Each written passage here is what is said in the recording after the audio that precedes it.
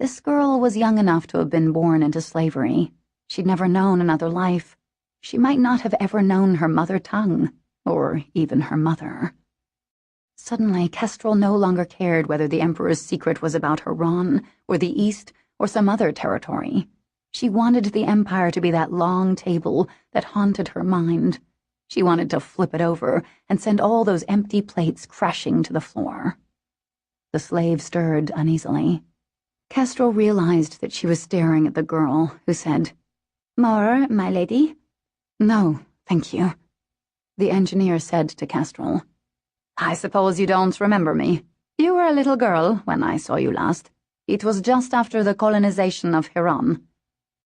Kestrel looked at Eleanor again, at the solid, intelligent way of her. Kestrel had a faint memory of kneeling by the fountain in her Haran villa and tipping red dye filched from the slaves' workroom into the fountain. She'd been curious. She had overheard a word at dinner the night before while her father talked with his guest. Dilution. It was a word she didn't know. "I dyed our fountain pink because of you," Kestrel told the engineer. "Really?" "I was trying for red, but I didn't have enough dye." Kestrel pressed her thumb into the pattern cut into her crystal glass and said, "Why were you in Haran, then? Did you live there?"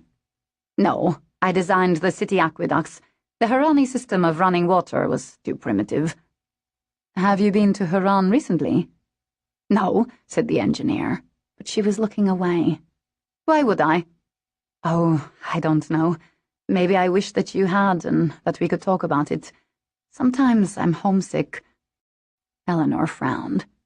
"Haran is a colony. This is your home." "Haran was a colony. Now it's an independent territory." "By the grace of our emperor." Quietly and helplessly, the way one reaches for a lost thing that had always been there before, Kestrel said, "I miss the birds that sing there this time of the year. They carried straw in their beaks and built nests under the eaves. I miss the flickering light of the horse paths." The engineer was staring with disapproval. Kestrel didn't care. The words were said to Aaron, who wasn't there, and Jess, who wouldn't listen, and Ronan, who was leaving, and her father, who had shared her home. She spoke to the Southern Isle slave, who'd probably been born and sold and raised in the capital, and had never known her home, and so had been robbed, along with everything else, of homesickness. "There was a hill in the orange grove," Kestrel said. "When I was little, I would lie there in summer and look at the fruit hanging in the trees, like party lanterns. Then I was old enough to go to parties, and my friends and I would stay up until even the fireflies went to sleep." "How nice." Yet the engineer's voice was cold. "Haran is beautiful. The problem has never been Haran. It's the Harani." Then, as if neither of them noticed the great fault line that had opened up with their words to split the ground between them, Eleanor said, "Do try the berries, my lady. They are very sweet." When the general was well enough to leave his rooms, the emperor insisted on a celebration. A mock sea battle was staged at night on the man-made pond in the spring garden. 2 small boats were painted to look like ships of war and loaded with courtiers who shot off fireworks. "You don't like it," the emperor said, when General Trajan remained silent during the applause. "Fireworks are a waste of black powder. Valuria has more than enough. Our enemies will never be able to compete with our cannons. Our stores of black powder are vast. Every resource has its limits." "He's always like this in the capital," the emperor told Kestrel cheerfully. "He's never happy unless he's in the field." Kestrel wanted to say that he had been happy in their home in Haran. In truth, though, he'd rarely been there, and she'd never dared to ask after his happiness. The general shifted in his wrought-iron chair. The walk to the garden had exhausted him, Kestrel could tell. Though the court physicians packed his wound with less gauze every day, it hadn't yet closed. "Where's Varix?" Kestrel wished he were there. The emperor shrugged. A firework popped into a shower of gold. It illuminated the crowd gathered around the pond. Its light glimmered on Risha's face and on Varix, who sat next to her on the other side of the pond. The Emperor saw them, too. Kestrel was coming to understand that the Emperor's anger tended to coil itself tightly. It was the kind that could seem to sleep. Inevitably, though, it lashed out. "I hear that you paid a call to my water engineer," he said to Kestrel. Another firework went off. It seemed to thud inside Kestrel's chest. The Emperor was looking at her in the same way he had looked at his son, as if he didn't like what he saw. Kestrel said, "I thought that maybe I could convince her to return to the east with my father."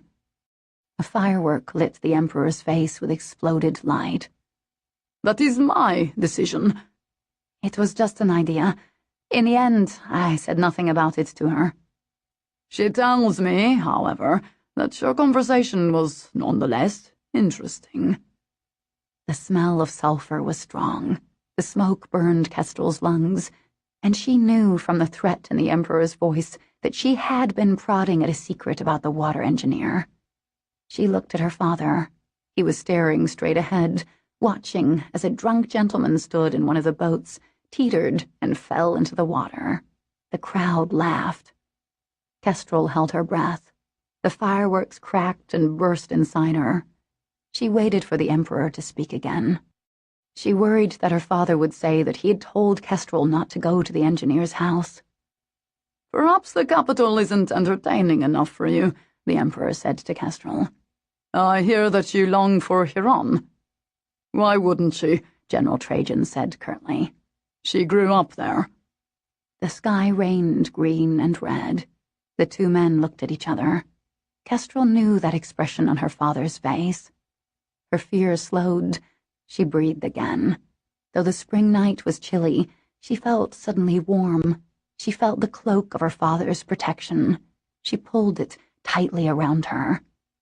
"Of course," the Emperor said silkily, and turned to watch as another fuse was lit. 31. When the general's wound finally closed, the Emperor gave him a gold watch. Kestrel stood with her father and the Emperor on the pale green lawn of the spring garden. Archery targets had been set up, and courtiers took their turns. The sky was heaped with whipped cream clouds. The wind blew soft and warm. Kestrel's maids had packed away her winter clothes and brought out dresses of lace and toile. She thought of Aron in his twinned rooftop garden in Haran. She wondered what bloomed for him there now. The watch struck the hour. General Trajan raised his brows. "It chimes." The Emperor looked pleased, and Kestrel supposed that it might have been easy to mistake her father's expression for wonder, but she saw the uncomfortable line of his mouth. "Don't be jealous, Kestrel," said the Emperor. "I haven't forgotten that your birthday is coming up." She would turn 18. Her birthday was near spring's end, right before the wedding. "It's more than 2 months from now." "Yes, not so far away. Trajan, I insist that you stay in the capital right through until the wedding." The general shut the watch. "We just seized the Eastern Plains.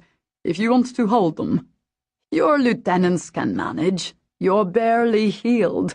You can't expect to lead a regiment in battle, and, quite frankly, you're no good to me dead. You'll stay here. We'll celebrate Kestrel's birthday together." With the air of someone presenting the best idea in the world, he added, "I thought that she could perform for the court."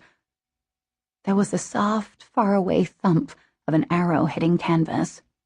The general said nothing. Kestrel watched his mouth harden. "She has such a gift for music," said the Emperor, "like your wife did." The general's hatred of Kestrel's music had always been clear. It embarrassed him, her love for an instrument that one bought slaves to play.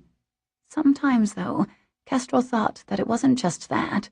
The piano was his rival. He had wanted her to enlist in the military. She wouldn't. He wanted her to stop playing. She wouldn't. The piano became her way of refusing him, or at least this was how she had thought he saw it. Only now did it occur to her that he hated to hear her play because it hurt. "I confess," the Emperor said, "that I want to show Kestrel off. I want everyone to see what talent my future daughter has." With a smile, he excused himself to speak with the Senate leader. General Trajan's hand closed around the watch.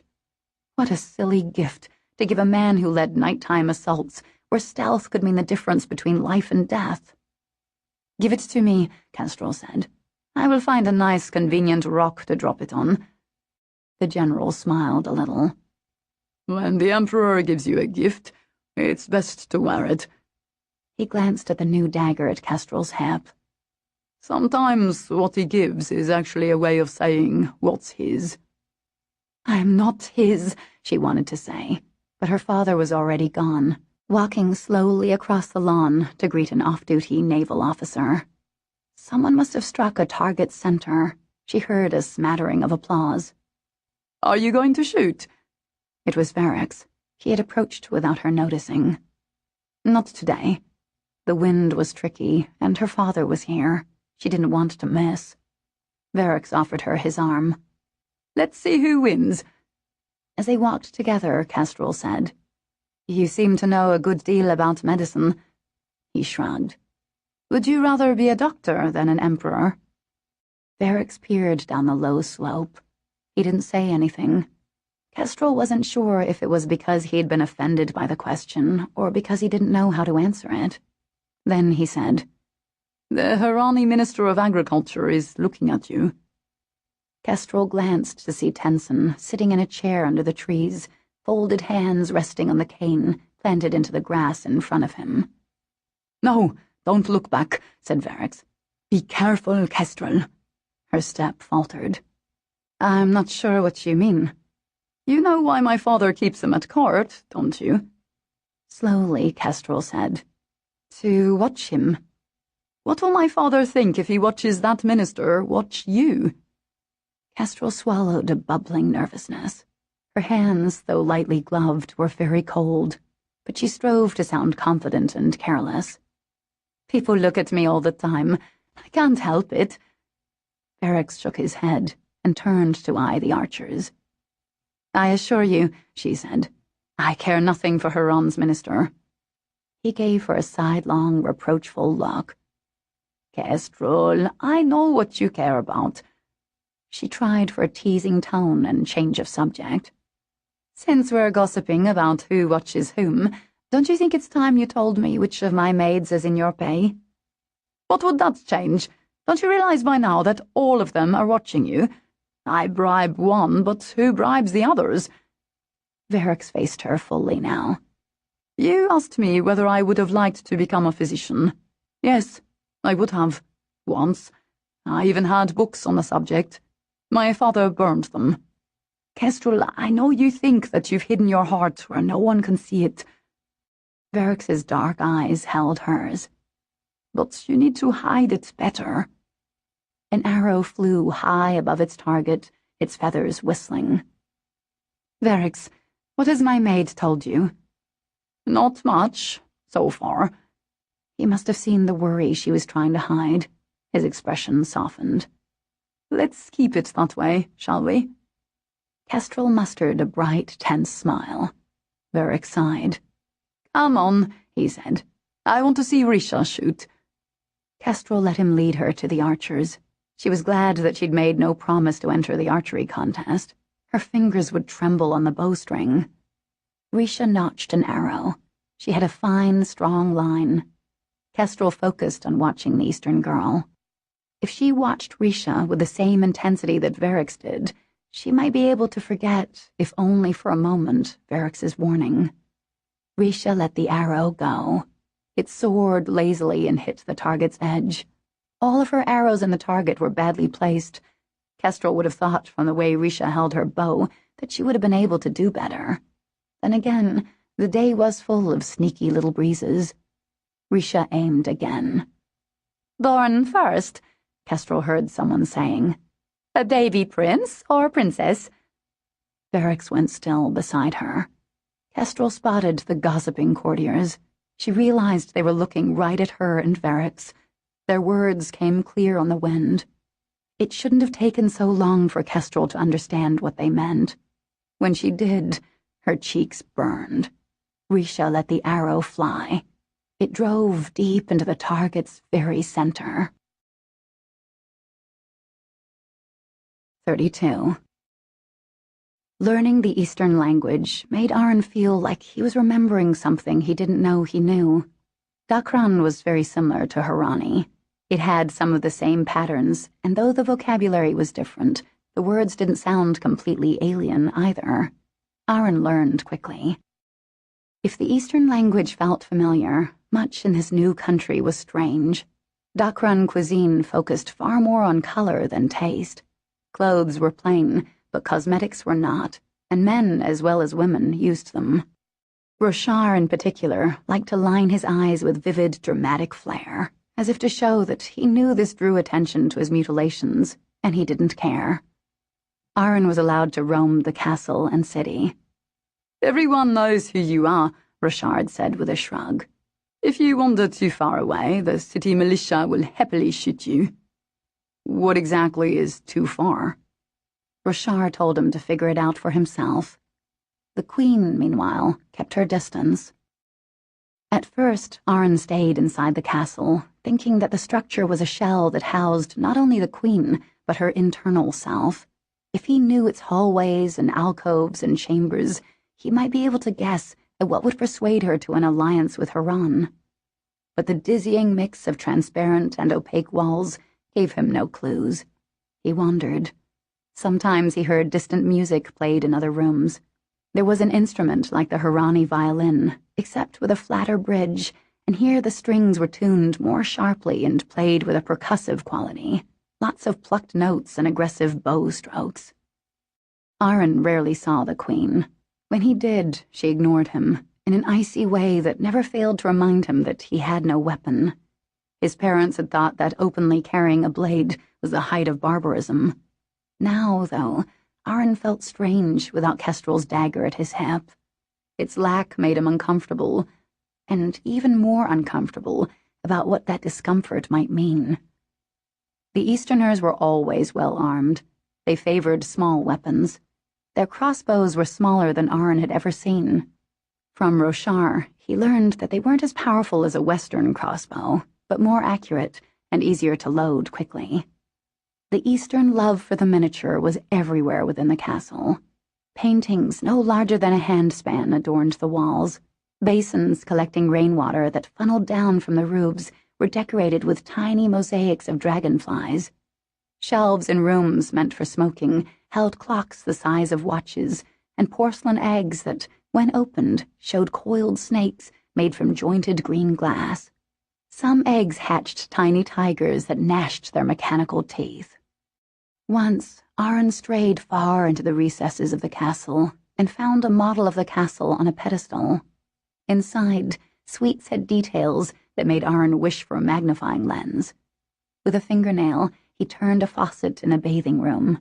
Water filled the teacup-sized bathtub. It all made Aron feel too large, thuggish and fumbling. I was told that you were here, said a voice behind him. It was Roshar. Aron turned off the bathtub's water. That was my sister's. Roshar's tone made clear which sister he meant. He stared at a suite of rooms that looked fit for a little princess. A chest sat at the foot of a canopied bed.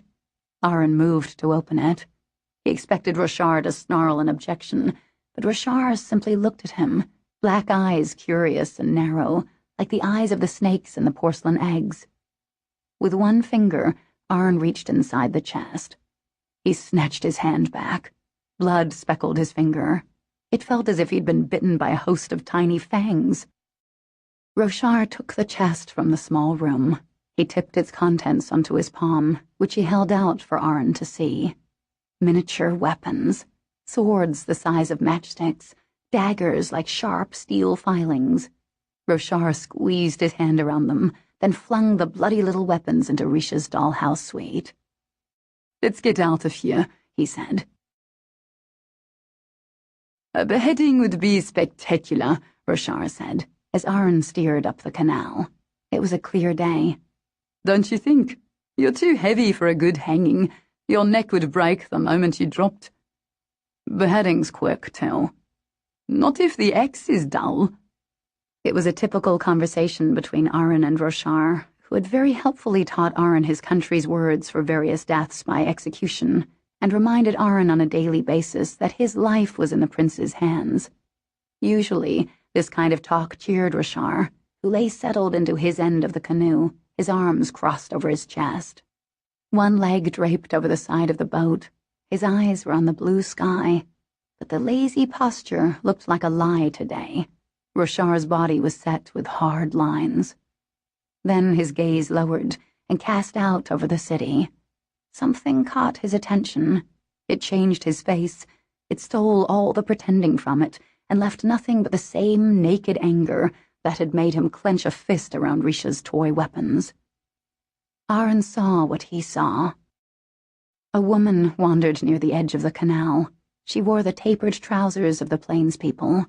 Nestled in her arms was a cloth bundle of blue, the color worn by Dakran children. She held the bundle like a baby, but it had no face, it had no hands, it was nothing more than a rag wrapped around itself. She touched it tenderly.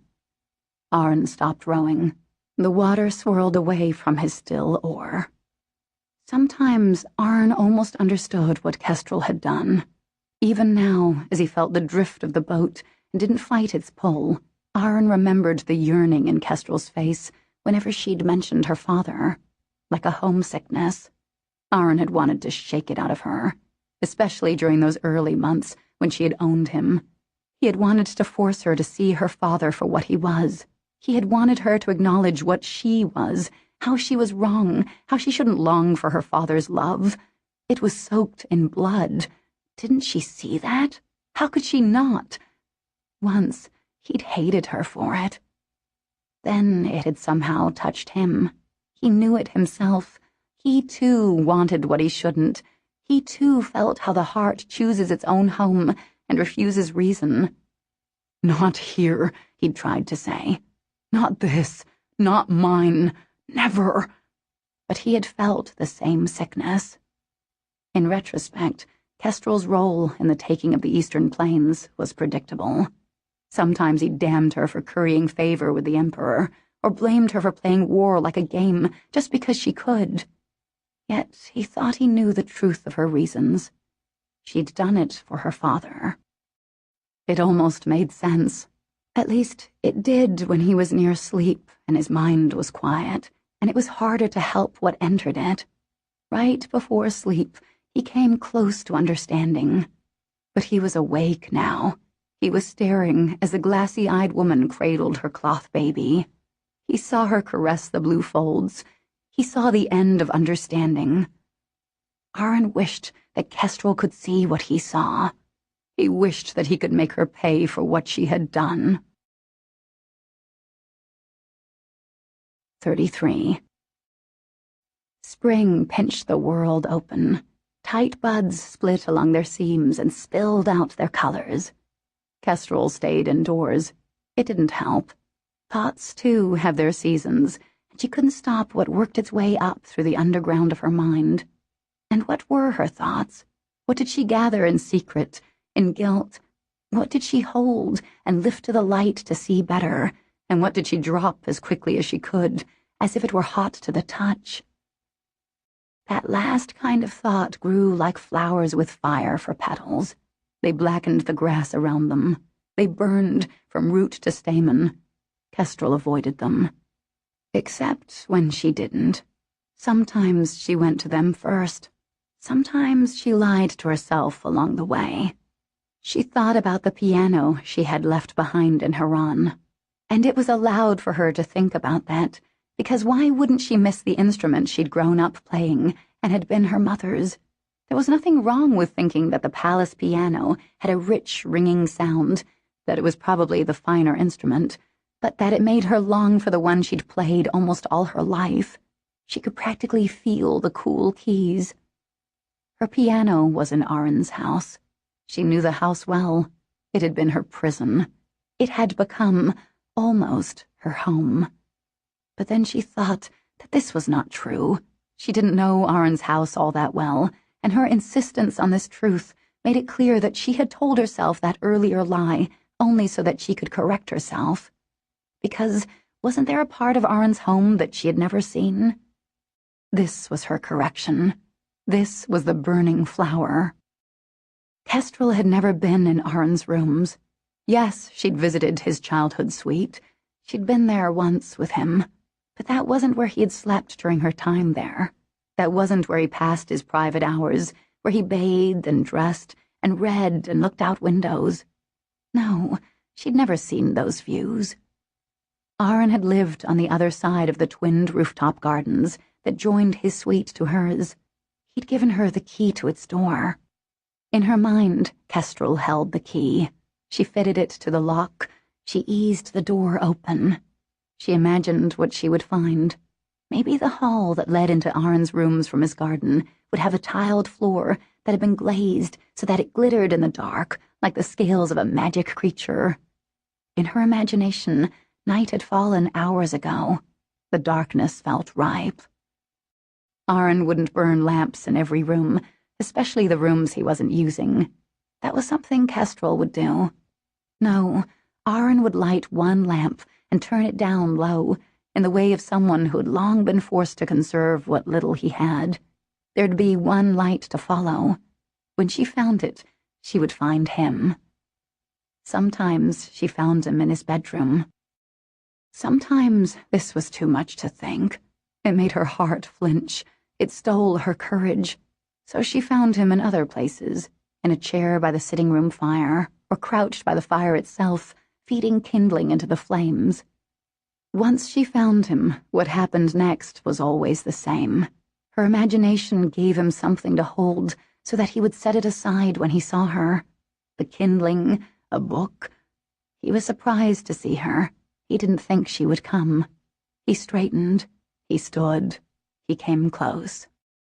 Aron had won the truth from her that night in the capital city. He'd won it fairly. This time he would collect what she owed. This time he demanded all her reasons. She would pay them fully.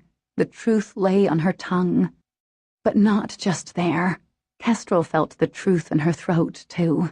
It stemmed down deep inside her. She wondered if this was how it felt to sing. Was this the moment before song, the way the body set and readied itself? She could ask Aron.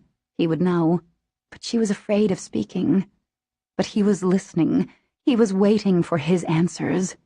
This was the moment. This was when it always happened. And this was what it was. Kestrel lifted her mouth to his and sang the truth into him. She could no longer bear Jess's silence. Too many letters had gone unanswered. Kestrel had been turned away from Jess's door too many times. Kestrel hated to force a meeting, but in the end, that's exactly what she did. She sent an announcement embossed with the imperial seal. The heavy paper proclaimed the day of Kestrel's arrival at Jess's townhome. It appointed the hour.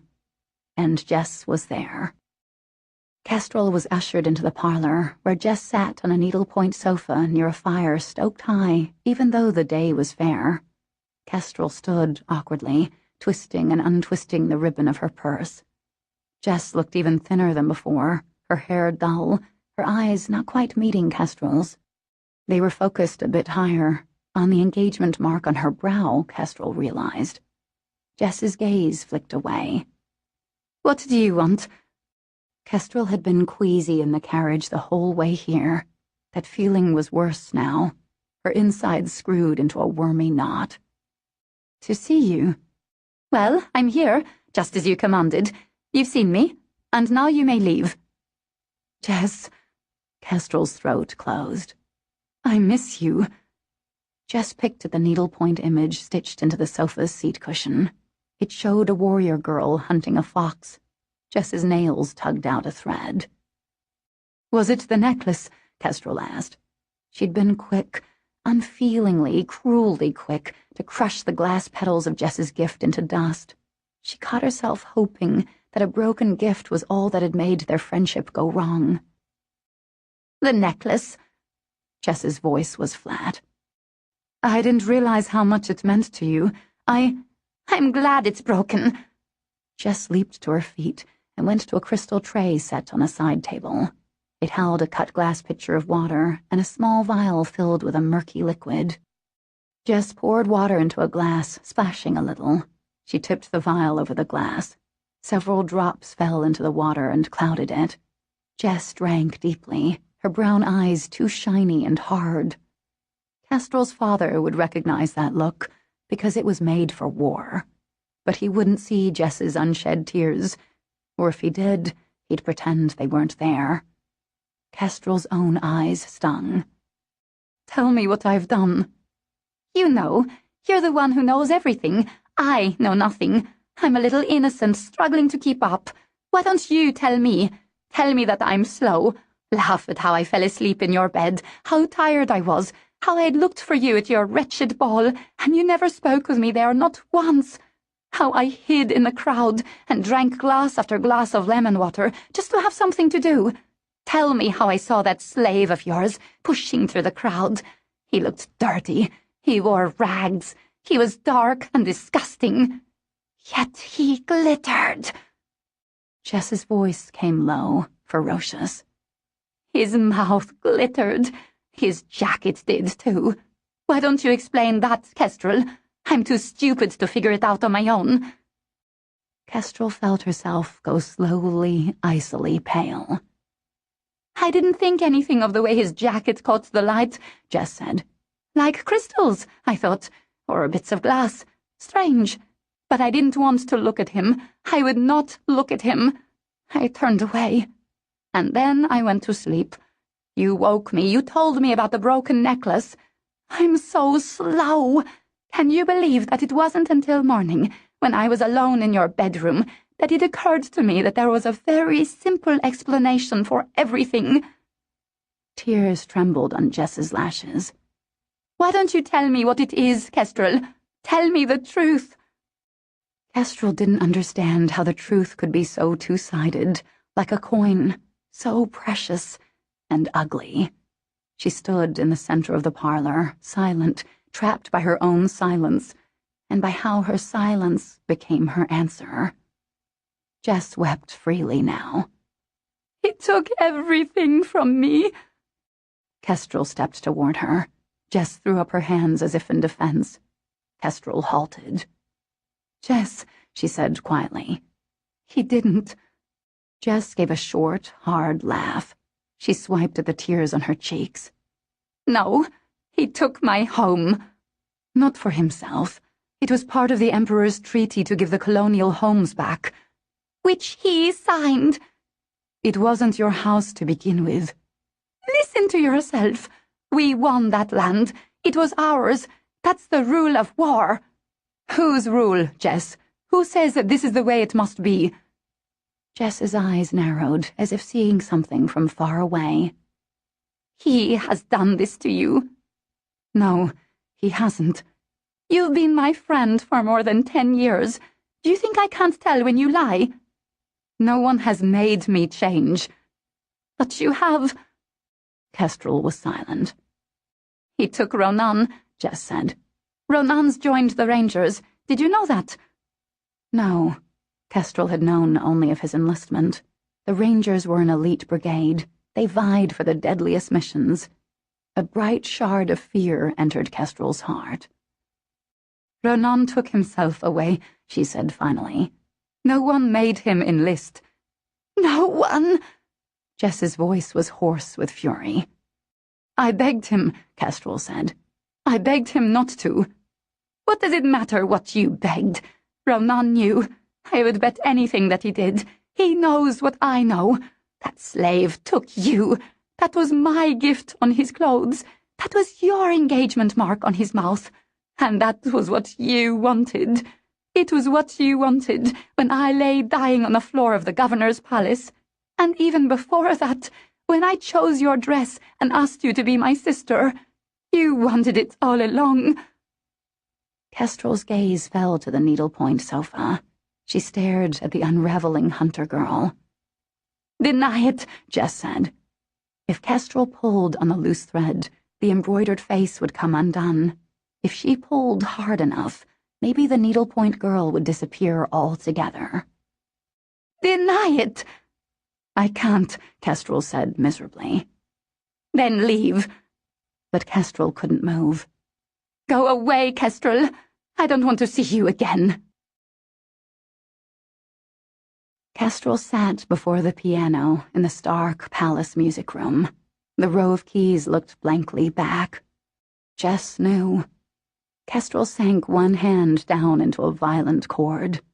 And there it was again, that odd, troubling echo, the one that always made her music sound as if it were listening to itself. She took her hand away. Her body became rigid, her bones grimly set. Maybe she would have been able to do what she usually did, which was to forget the echo. Maybe she would have stormed right into the music, but she was held tight by a feeling she'd never had. She didn't want to play. Kestrel left the piano. She considered the room. What would make the acoustics sound right? Tapestries on the walls? Kestrel thought about this. She thought hard enough to ignore how desperately she had wanted Jess to understand. Kestrel was inspecting a shelf and wondering whether the acoustics would be better if she filled the shelves with more books, when she saw it. At the back of one of the high shelves set into the wall, there was no wooden panel. The other shelves had wooden backs. This one had a screen, a cunningly painted screen with realistic knots of wood and darker grain. Kestrel came close. She stood on her toes and shifted a barometer out of her way. She tapped the metal screen. Echo. There was some kind of chamber on the other side of the wall.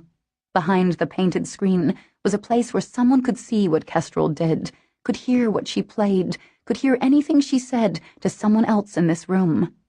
This room, which had been Varrix's, and which the Emperor had given to her.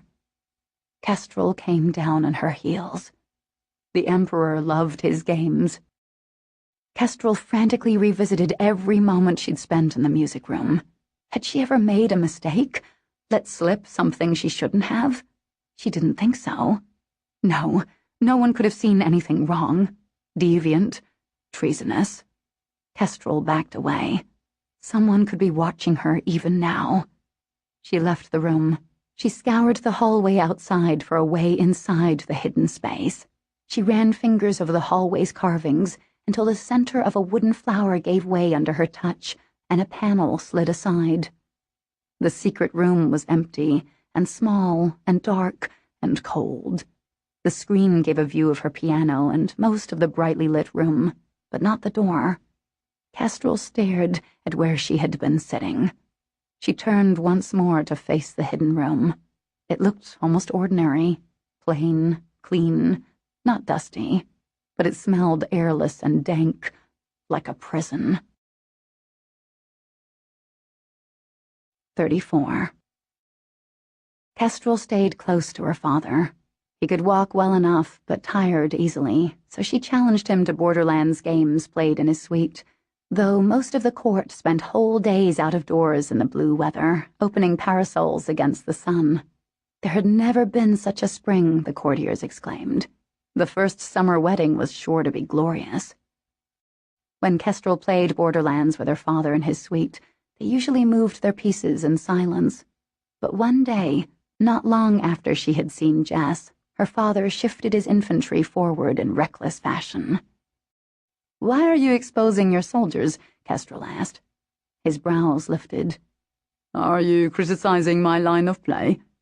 "You should use your cannon." He had the beginnings of a smile. "Have I foiled some strategy of yours?" "I could decimate your front lines. I could do it right now." "Well, if you must." Kestrel was growing angry. She made no move. Her father said, "Are we arguing?" "No." "What are we arguing about?" Kestrel thought of Ronan fighting in the east. She thought about how she'd crushed the necklace Jess had given her because it had been expendable. It was the kind of choice her father had raised her to be able to make. She thought about how, when they were little girls, she and Jess had walked hand in hand, Jess's palm fresh against hers. Kestrel thought about Aaron in Haran City and what he must think of her now. And finally, Kestrel thought about herself as if she were two people, and one self stood behind the screen in the music room, watching her other self and judging. "You are sacrificing them," she told her father. "It's just a game." Kestrel said nothing. "You worry about my methods," said the general. "You think I don't know how to go to war." "You're wasting lives." "I protect my soldiers as best as I can, and I do use cannon. The Valorian army is well gunned. We have significant stores of black powder. Our arsenal outstrips anything an enemy can offer. I rarely even need much cannon." She imagined Ronan at the very front of an army. "So you let our people fight hand to hand instead?" "That's what we do. It's who we are. If we can't take what we want with our own hands, we don't deserve to win it." Kestrel leaned away from the gaming table. She sat back in her chair. He said, "Would you rather I line up my cannon barrel to barrel and raise the Eastern forces?" No, of course not. That wasn't what she'd meant. "You accuse me of wasting lives. I could, Kestrel. I could waste them in the thousands, the tens of thousands. I don't. I try to minimize enemy casualties." "Only so that you can enslave people afterward?" His mouth thinned. "I think we should finish our game." He won. Varric stopped her in the hallway. "I've been looking for you." "Maybe you bribed the wrong lady-in-waiting. You should choose one who keeps a closer eye on my whereabouts." He laughed. "Or maybe you should bribe one of my valets so that we'd be even. Then again," he shrugged good-naturedly, "my whereabouts aren't very interesting." He tugged her hand. "Come, I've something to show you. Give you, actually." "A gift?" "A wedding present." The word wedding stopped her heart. "It's too early for that." "It's never too early for presents." "I don't have anything for you." "Oh, just come. You'll like it, I promise." It was a good-sized puppy, a black, squirming creature with folded ears and a tail that had been docked for hunting. It was chewing the leg of one of the ornate chairs in Varric's sitting room. It had left a yellow puddle on the wooden floor. "The runt," Varric said proudly. "She survived." Kestrel bent low, her organza skirts rustling. She offered a hand to the animal, who snuffled it, then pushed beneath so that Kestrel could properly scratch behind her ears. Her stubby tail beat back and forth. Delightedly, the puppy nipped Kestrel's wrist. Kestrel felt suddenly quiet and warm, as if she had just come inside from a long walk, on a day chillier than anyone had predicted. She straightened. She went to Varric's and kissed his cheek. "Oh," he said, and awkwardly patted her shoulder. "Well," he smiled. They played with the puppy, whom Kestrel didn't yet want to name. They tossed velvet cushions for the dog to catch. She savaged them. Feathers flurried over the floor. This moment was simple, smooth, like a pebble lifted from a riverbed. Kestrel could have asked Varric about the screen in the music room. She could have talked about that Borderlands game with her father, or how her oldest friend was no longer her friend. But Kestrel didn't want to. Nothing should spoil this moment. She played tug-of-war with the dog until the animal dropped her cushion, which no longer bore even the vaguest resemblance to a cushion. The puppy collapsed in a black heap and fell asleep. Kestrel wondered what Jess would name her, then shoved that thought from her mind. But something had been troubling her. Something about that day in Jess's parlor that she should be able to figure out. A mystery that Kestrel thought could have a clear answer when so much else seemed bewildering, like how she understood Jess's anger and didn't. "You know a lot about healing," she said to Varric. "Not really." He sat on the floor by the sleeping puppy, who had huddled on Kestrel's feet. "I studied it a bit. I told you, my father didn't like it. I didn't get far." "But you know some things." He shrugged. "I suppose." "Is there a brownish medicine one might take with water?" "Diluted with water?" "Yes, that's what I mean. The medicine leaves a residue at the bottom of the glass." He pursed his lips. "That could be a few different things. You should ask the palace physician. He's developed many medicines made in concentrated form to be diluted later with water. He's excellent at calculating dilution. He trained as a water engineer." When he saw Kestrel's surprise, Varric said, "Yes, he even served in the military with the palace water engineer. But that was long ago. He had a gift as a medic on the battlefield and changed professions." Varric ran a hand down the back of the puppy, who sighed heavily. "Don't you wish it were that easy, to change who you are?" For a moment, Kestrel didn't quite hear his question. Her mind was sparking with a connection between the palace physician and its chief water engineer, who had been bribed for some unknown thing. She'd promised Tenson she would discover what that thing was. She'd promised herself to live by her own ideas of honor. She would help Tenson, because it was right, because it mattered. "How can the inconsequence of your life not shame you?" Kestrel's memory was so full of Aron's voice that she didn't realize that Varric was peering at her. What had he asked? If she wished to change herself. No, she lied. Then she decided that what she'd said was the truth. "No," she said again. "I don't." 35. "This came for you," the Dakran queen said in her language, handing Aron a parcel. "Her Rani's ship brought it to the Temple Island." He tucked the package under his arm. It couldn't be simply a package. It was news. Aron hid his eagerness. And he hid his surprise. At the Queen delivering something to him. At her standing in his room, which was only one room, not a suite. The bed, much higher than Aron was used to and narrower, was in a corner, neatly made. The light was soft and grey.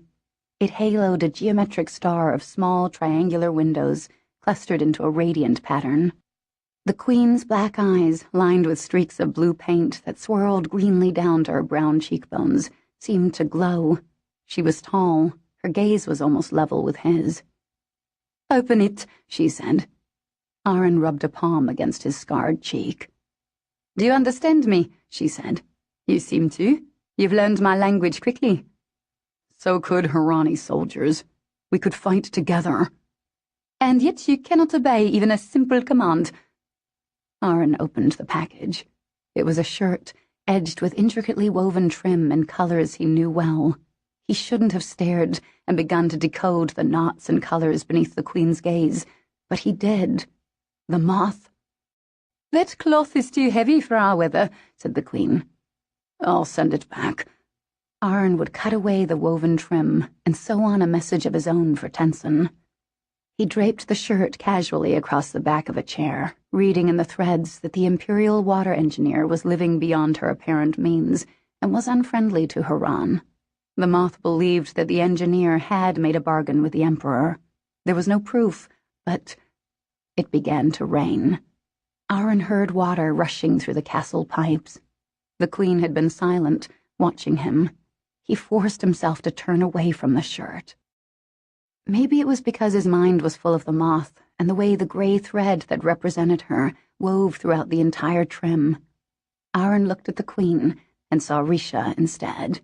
The Queen had those straight brows, the same shape of the mouth, and the same, he began to suspect it, the idea grew, generosity. "I'm sending my brother outside the city," she said. "You will go with him." She paused, then added, "You are good for him. He is restless." "Was he with your sister when she was captured by the Empire?" The Queen's face closed. Aron said, "I think he blames himself." "He blames me." "I don't understand." The Queen went to the kaleidoscopic windows and watched the rainfall. She pretended his words had meant something else. "It can't be easy to learn another language so quickly. Do you have a gift for it?" He wasn't sure. Even now, he didn't recognize every word she used. His mind darted meaning into the blank moments and made sense of what he didn't know, crafted whole sentences from understood parts. It felt like a game. As this last thought occurred to him, he saw its danger. He felt the kick in his gut that told his mind to stop, and he snatched at that half-thought about words and meaning and games. He tried to drag the thought back. It spun away. It began to think for itself, about bite and sting, and about how he could beat someone without knowing each tile in play. Yes, he had won, even when playing against Kestrel made it feel like all the tiles were blind on both sides. He slammed that thought down, because the truth was that guessing at what he hadn't known about Kestrel had served him badly. He'd believed in things that weren't there, or weren't there anymore. No, he bluntly told the Queen. No, Gaft. Perhaps Dakra and Haran shared some common ancestor thousands of years ago, she mused, and that is why our languages are close. But no, we are too different. We don't have to be. She turned to face him. Stop asking for an alliance. I won't. Fool. I prefer to think of myself as an optimist. She clicked her teeth, a Dakran way to say no. It was an impatient noise. Aaron had heard it used with children. Haran has nothing to offer us but lives, the Queen told him. I would pick your people into the front lines. When we win, I would take your country and make it mine. The word we want for you is not optimist, nor, I think, she appraised him, fool. It is desperate. The rain must have stopped. The pipes hushed. She said, I would be too. I would ask what you ask, but I would offer more. Then I would negotiate bitter terms of an alliance. He thought of that emerald earring he'd paid into the bookkeeper's hand. He thought not about what it was, but what it had meant. He held the value in his mind, its pricelessness, and he cast about for an idea of what could match it. Tell me what I can give you. She lifted one shoulder in a delicate shrug. Something more.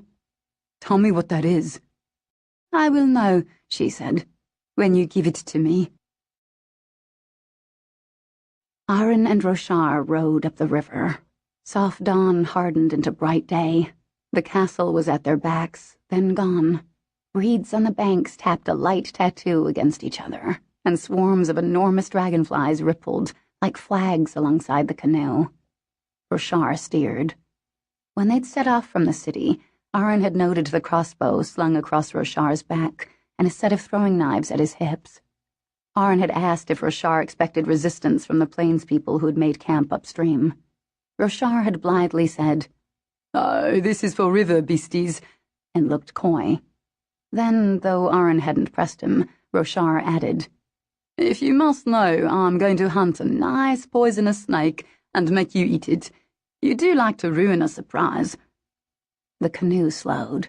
Roshar had paused, so Aaron lifted his oar too and glanced behind him. Roshar was looking into the reeds. His mutilated nose made his profile jarringly flat. The current started to push them downstream. They took up their oars again.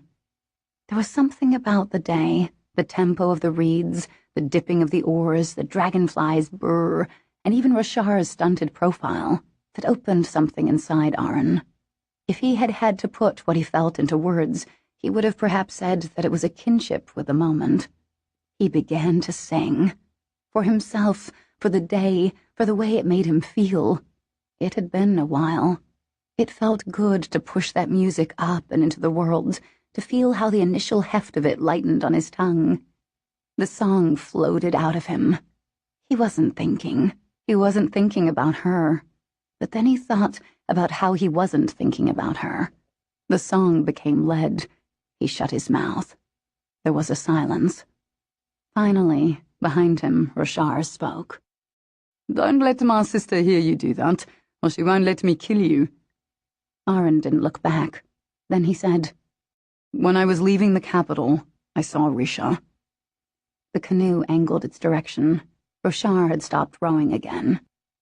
Does everyone there call her that, or just you? When Aaron glanced questioningly over his shoulder at the prince, Roshar said, Her name is Rishanaway. It's what strangers should call her. Risha is her little name. Aaron wasn't sure if this was what Risha had asked to be called by the court, or what they had decided to call her. He remembered what she'd said to him on his last day there. Reluctantly, but firmly, because he thought Roshar should know, Aron said. She told me that her place was in the palace. Aron saw regret on Roshar's face, and loss, but also relief.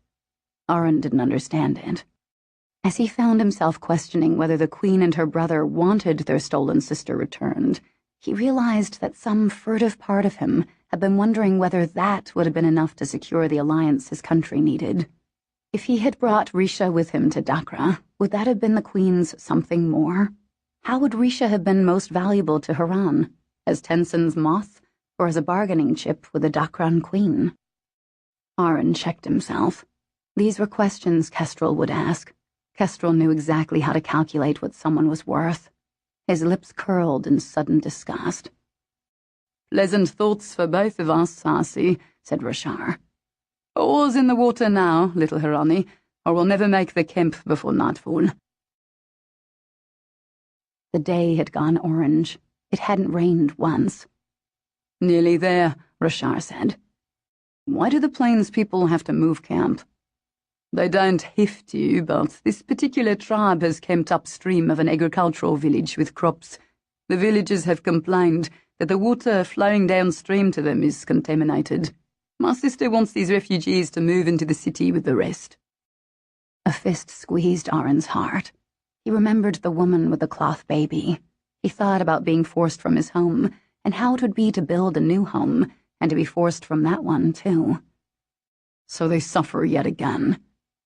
Aron, do you think I want to ask them to move? My sister always gets me to do her dirty work. Roshar sighed. I suppose my face must be good for something. When he caught the startled quality of Aron's silence, Roshar said, Yes, poor prince, maimed by the Empire. Don't you want to do what he asks of you, ye people of the plains? Look at him, look at his face. He has lost something, too. Roshar swore under his breath. Aron looked back, even though he knew that Roshar wouldn't want him to see his expression then. It was in moments like these, when the emotion in Roshar's eyes matched his mutilations, that the prince looked most damaged. Roshar spoke again, clearly this time. Dakra will take the plains back. General Trajan is in the imperial capital now. It's the right time. We'll take back what they stole. No, don't. What? Burn the plains. What? Never. Curse the Empire, said Aron. Curse them. Burn that godforsaken army out of your land. If they want it so badly, let them burn for it. But we can take the plains back. I know we can. And when the general returns to the front, what do you think he'll do? He will set you on fire. You're lucky he didn't do that to begin with. Something twinged inside Aron. Something that had to do with Kestrel. And he was so sickeningly furious with himself for the way his mind kept reaching for her, at the way his body remembered her even now, even here, half a world away, that he ground whatever thought he had been about to think into dust. Aron, Roshar was still horrified. That's our land. Sometimes you think you want something, Aron told him, when what you need is to let it go.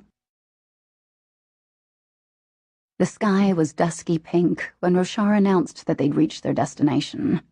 Aron didn't see an encampment, only a rust-colored screen of reeds. Beyond it, Roshar said, were grassy fields and the refugees. They paddled to shore and slid into the mucky shallows to drag the boat into the mud and reeds. Roshar loaded his crossbow. He caught Aron's glance. Just a precaution. I thought you were joking about the snake. Mournfully, Roshar said. And I thought you believed every little word I said. He pushed ahead through the reeds. Aron wasn't sure what worried Roshar. He hoped not snakes. A crossbow wasn't a practical weapon against them. But he, too, was worried now. Roshar, a good distance in front of him, looked small in the reeds. Aron moved to catch up. Mud sucked at his heels. The Queen shouldn't have sent you alone. Roshar turned. I'm not alone, he said simply. You're here. Aron was about to ask for a weapon. He was closing the gap between them. There was a ripple in the reeds, a prowling wave. The beast surged from the reeds and spread its claws. 36. The tiger slammed into Roshar. Roshar flung an arm up just as it struck him down. The beast bit the limb, snarling low, its muzzle wet with blood. Its jaws opened to reach for the neck, then closed again on the arm that got in the way. Aaron turned and ran for the canoe. It rocked under the heave of his body against its side. He snatched an oar from its well, stumbled back through mud and bent reeds, and cracked the oar down on the tiger. He beat its face aside. A roar. The massive striped body recoiled. Roshar rolled away, crimson with his own blood. His hands were empty. He made a gasping sound that was, for one split instant, the only thing Aaron heard. Then the tiger came down on Aaron. He was shoved onto his back, into the mud. He sank down. He was swallowing mud, straining the oar up between him and the tiger, who bared broken teeth. Its breath was hot. Its snarls ripped through Aaron's body, as if he were the one making that sound. Claws were in his shoulders. Pain curled in. He tried to push back with the oar and block the jaws, but he knew how this would end. His arms would give out. The oar would splinter. The tiger would finally get the right angle and close in on his neck. Black nose, pulsing stripes, wild amber eyes, the colors of Aaron's death. But he remembered Roshar's empty hands. He remembered a crossbow. And although he knew that a crossbow was no good, how could he aim it and keep the tiger at bay? Gods, was it even still loaded? He risked a glance. He looked away from the tiger's teeth. He looked into the reeds. He saw a snapped crossbow quarrel, its leaden tip sticking out of the mud, an arm's length away. "Roshar!" he choked out. Aaron heard the reeds rattle. He couldn't see Roshar move, but the prince did, and that was enough. The tiger's attention lifted from Aaron. Aaron reached out, yanked the quarrel from the mud, and drove it into the tiger's eye. He felt the tiger roar. He dug in deeper. Hot liquid spilled between his fingers. He pushed the quarrel in. The body heaved onto him, claws slackened. Somehow that was when fear set in. The tiger was dead, but Aaron was struggling against it, half drowning in the mud as he beat against the striped fur and stared, horrified, into one amber eye and one ruined and leaking. Then Roshar was there, and they worked together until Aaron slid out from under the body. He lay gasping in the mud. Roshar sat heavily beside him. The prince's forearm was shredded, held gingerly at an angle. Blood ran from the elbow. Aaron closed his eyes. He saw the tiger's eyes. He opened his. He saw a labyrinth of reeds, the slick of mud beneath his cheek. Roshar inhaled. For one bizarre moment, Aaron thought that the sound he heard next had come from the prince. A scratchy cry, a mule. No, Aaron knew what that was. He screwed his eyes shut. He wouldn't look. "A cub," Roshar said. And then Aaron had to see. A little tiger clambered through the bent reeds. Its forelegs sank into mud. It looked at its slumped mother and cried piteously. Aaron was stricken. He tasted mud in his mouth. He saw in his memory a boy, begging and weeping, pulling at his mother's dead hand, tugging her long, bloody black hair. Aaron's hands had been small then, but they'd had a terrible strength. They'd clung hard. Then his mother's murderer had dragged him away. Aaron breathed through the memory. He choked on air as if it were knotted rope. He wiped mud from his face, spat it out. "Now, what to do with you?" said Roshar, looking at the cub. It floundered in the mud. It sank in past its haunches. "Leave it alone." Roshar ignored Aaron. He slogged through the boggy reeds until he reached the cub. With his good arm, Roshar lifted the tiger free.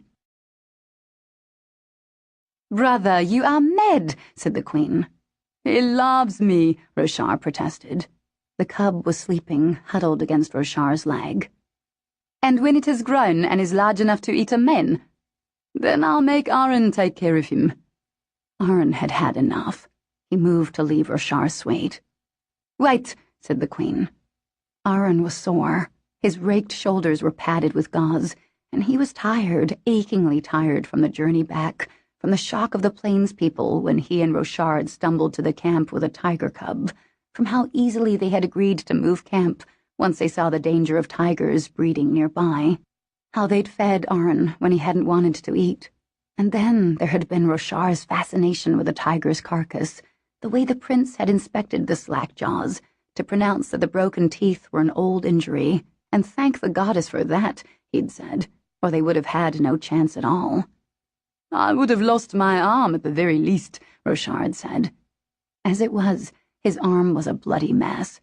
It had been cleaned, stitched, and dressed in the camp. Looks like you'll have to get me and the cub home all by yourself, Rochard said cheerfully. So Aaron had paddled downstream while Rochard slept, having numbed his arm with a lighter dose of the same drug he'd once used to knock out Aaron. The drugged ring was a cunning thing. He'd pricked himself with it, then eyed Aaron's torn shirt and raked shoulders. Sorry, he'd said. None for you. You've got to row. Aaron swore at him. Rochard smiled. Watch your mouth, he'd said, and closed his eyes. Aaron's shoulders had burned and bled as he paddled. The cub unhappily paced the canoe the entire way to the Queen City. The boat wobbled as the animal moved, and moved again, and found its uncertain footing, and cried. Wait, the Queen said again to Aaron.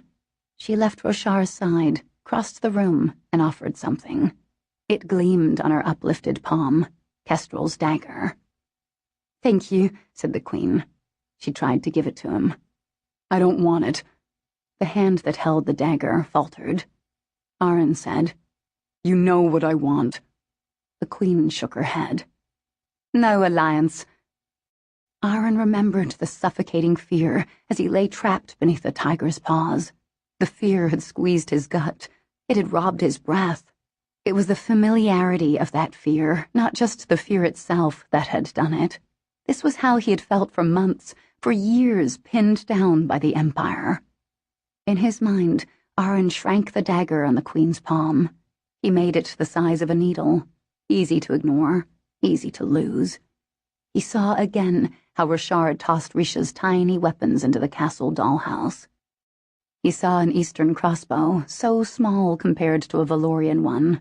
The tiger cub, its little teeth bared.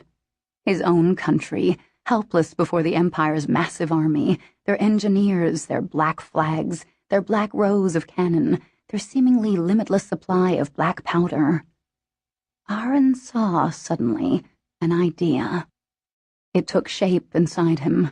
It was small, compact, hard, mobile. It grew behind his eyes until he blinked and saw again what was actually there before him in Rochard's suite. Not a memory, or a fear, or an idea. Just a dagger on the Queen's palm. How much damage, really, could one dagger do? Get that thing away from me, Aaron told the Queen. I want to forge, and I want to be left alone. 37. Kestrel's father inspected the puppy. He gripped the scruff of its neck and held it stock still. He lifted the surprisingly big paws. He held the muzzle and peeled back the pink and black lips to see the teeth. That's a good dog, he said finally. You'll have to train her. No, Kestrel decided. She didn't. Kestrel had a gift. It lay in a small box tucked into her skirt pocket. It tapped against her thigh as she walked through an arcade and into the spring garden. The wind was warm and soft. It made the puppy beside her sniff the air. The dog caught the scent of something and bolted for the trees. Kestrel didn't call her back. The palace physician was known to tend to his own plot of medicinal herbs. Kestrel found him there by a shrub with a peppery scent. He straightened at the sight of her. Immediately concerned, he asked if her father had worsened. "He's well," she said, "though I am here because of him." She offered the small box. "Thank you. You saved his life." He was pleased. There was a slight flush to his lined cheeks, and his hands, dusted with earth, accepted the box carefully. Then he became awkward, fumbling with the box in his haste to clean his hands on a handkerchief, which she didn't have. Kestrel gave him hers. He smiled apologetically. I'm not used to appearing presentable to society. He opened the box and caught his breath. Inside lay a golden pin, a flowering tree, the sign of the physician's order. It bore jeweled fruit. This is too much. For my father's life? It is not enough. His eyes grew moist. Kestrel felt a little guilty, as if she'd sat down to play bite and sting with someone who had no head for the game. Yet there might be a connection between the physician and the water engineer. She'd promised Tenson to discover what the water engineer had done for the Emperor. And then there was that long table set with empty plates in her mind.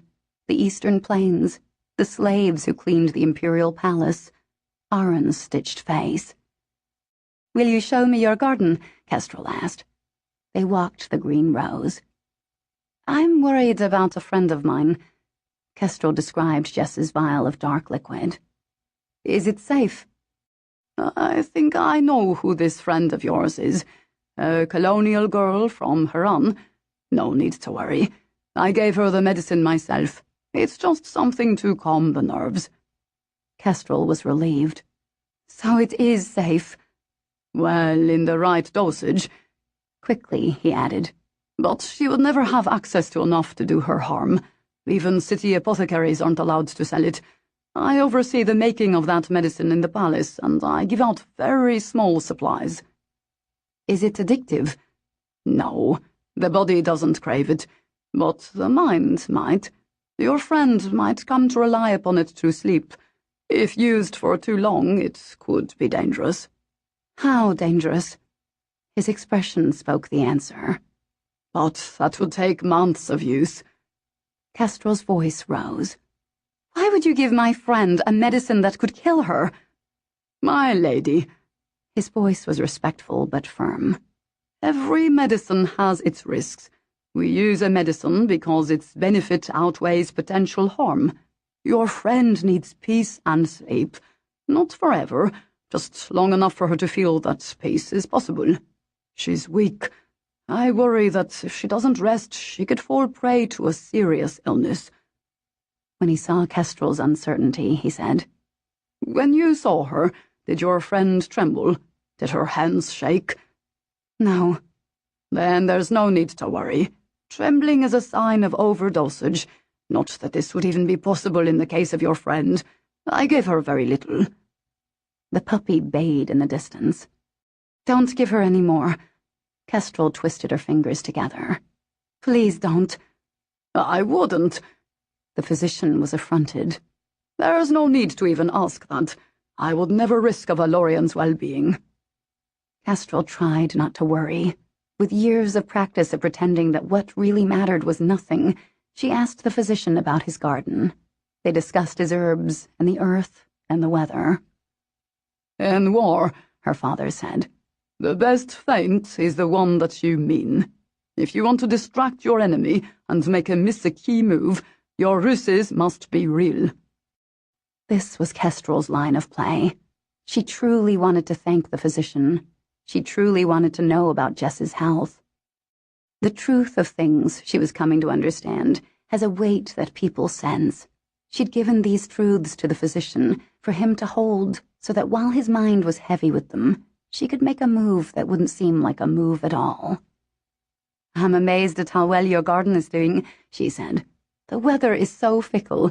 Warm one day, chilly the next. I hardly know what to wear anymore." "You always dress exquisitely." "I do, don't I? But it's hard to settle on the right choice. Why, I've even changed the plans for my wedding dress."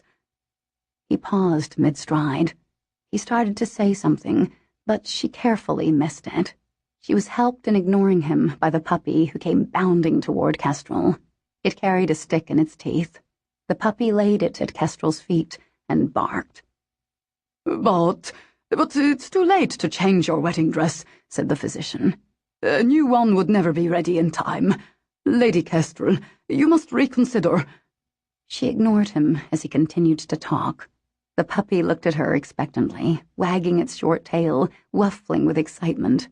Kestrel stooped to pick up the slobbery stick. She threw. The stick soared into the blue sky, whipping over itself. The dog raced across the lawn to fetch it.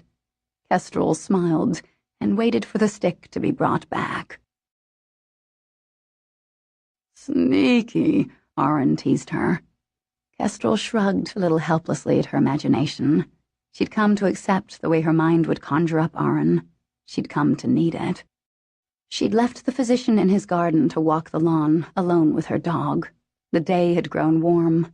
Kestrel sat on the lawn. The green scent filled her senses. She seemed to even taste it. The puppy settled beside her. Kestrel took off her tight shoes. The grass prickled through her stockings. The palace was too large to appear distant. Still, Kestrel felt far from it, at least for now.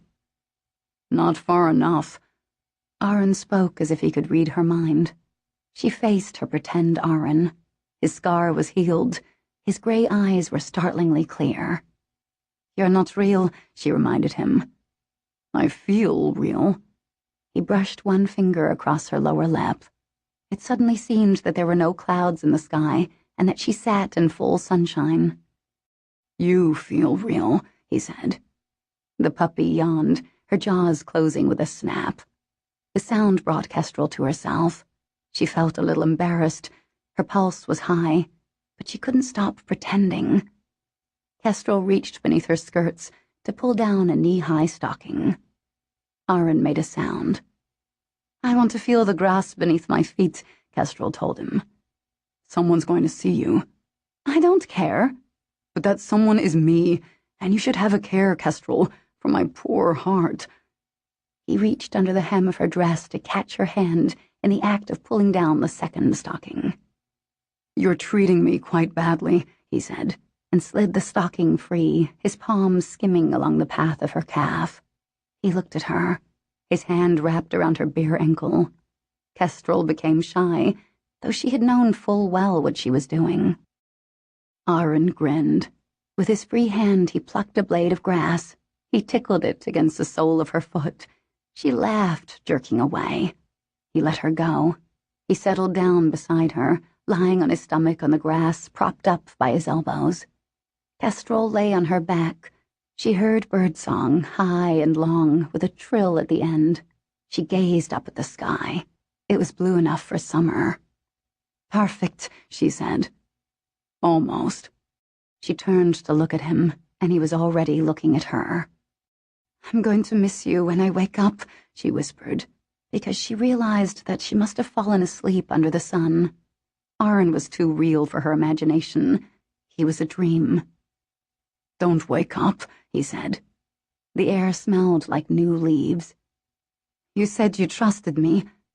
I did. He added, I do.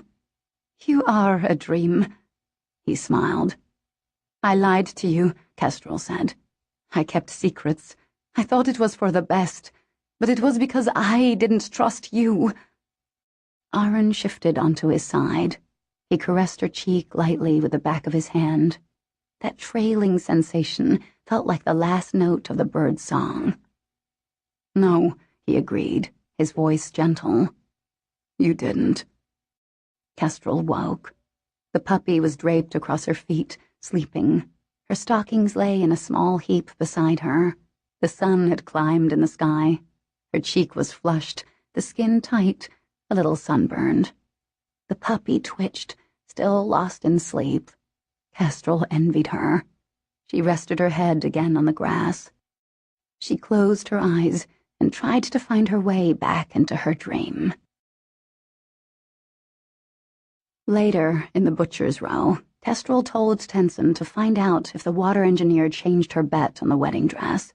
If she did, then it meant that Eleanor and the physician were working together. Kestrel plucked at her work scarf. She tugged it low. Her disguise felt very thin. There's something else. The weather remained warm, but she shivered. I was wrong to make you promise not to tell Aaron about me. Tenson raised his white brows. I want him to know, she said. I'm not sure that's wise. Of course, she said hastily. A letter sent to Haran would be too risky, but maybe you know of a way." She heard the pleading in her voice and stopped. Tenson's expression shifted. It showed a flash of something. What, Kestrel couldn't quite tell. It had come and gone too quickly, and then settled into sympathy. "Oh, Kestrel," Tenson said. "I would tell him, but he's not in Haran. I don't know where he is." "You're his spy master. How can you not know?" "No one does." Tenson spread his hands. His gold ring caught the light. "If you don't believe me, you can certainly ask around. But—" his voice grew concerned. "Given your history with Aran, I'm not sure such inquiries would be safe. They could come to the attention of the Emperor, or your father." Kestrel felt horribly trapped and robbed, though she hadn't known it was possible to feel robbed of something she'd already given up. She struggled not to show this.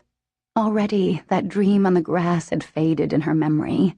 It was as if she'd worn it out by thinking too much about it. But in the moment, it had felt so real. Kestrel couldn't quite believe that it hadn't been. She looked numbly at Tenson's ring. He hadn't worn it in a while. She supposed that it had been lost and found again. Sometimes things happened that way. But sometimes, Kestrel knew, what's lost stays lost forever. 38.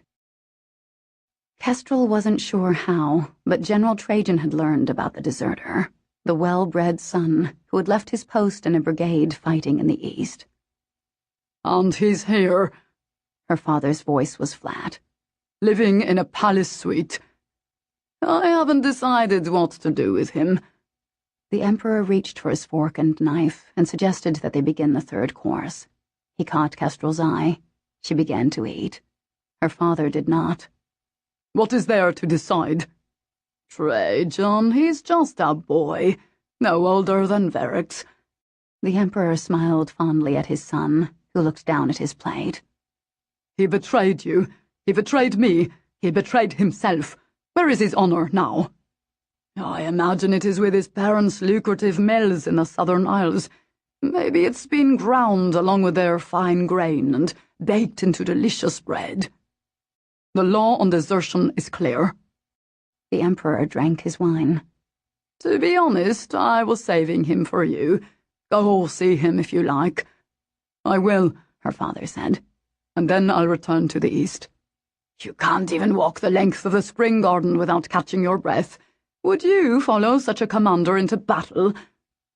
Her father's eyes squinted, as if narrowed against a sudden glare of light. Kestrel brought her fork clattering down on her plate. Anger boiled up her throat. She opened her mouth to speak, but her father's eyes cut to her, and it was the same as when he'd stood in the palace courtyard, his blood on his horse, and she had moved to help him. "All in good time, old friend," the Emperor said gently. His voice had an almost smoky sound, a quality that might have been love, if love were like cured meat, hung, dried, and stored to be eaten a little at a time in hard conditions. Verix pushed his food around his plate. Kestrel's father didn't move. "I'm sorry," the Emperor told him. "I'm not ready to lose you yet." The general wanted her to come with him. "One day you'll rule the Empire," he said. "You need to know what to do." This was what he did. He went to the young soldier's palace suite. He watched the young man, not much older than Kestrel, grow pale. The general brought Kestrel into the sitting room with him, then drew the soldier to the side, one firm hand on the shoulder. The general murmured in his ear. The boy sank in on himself and turned his face so that Kestrel couldn't see.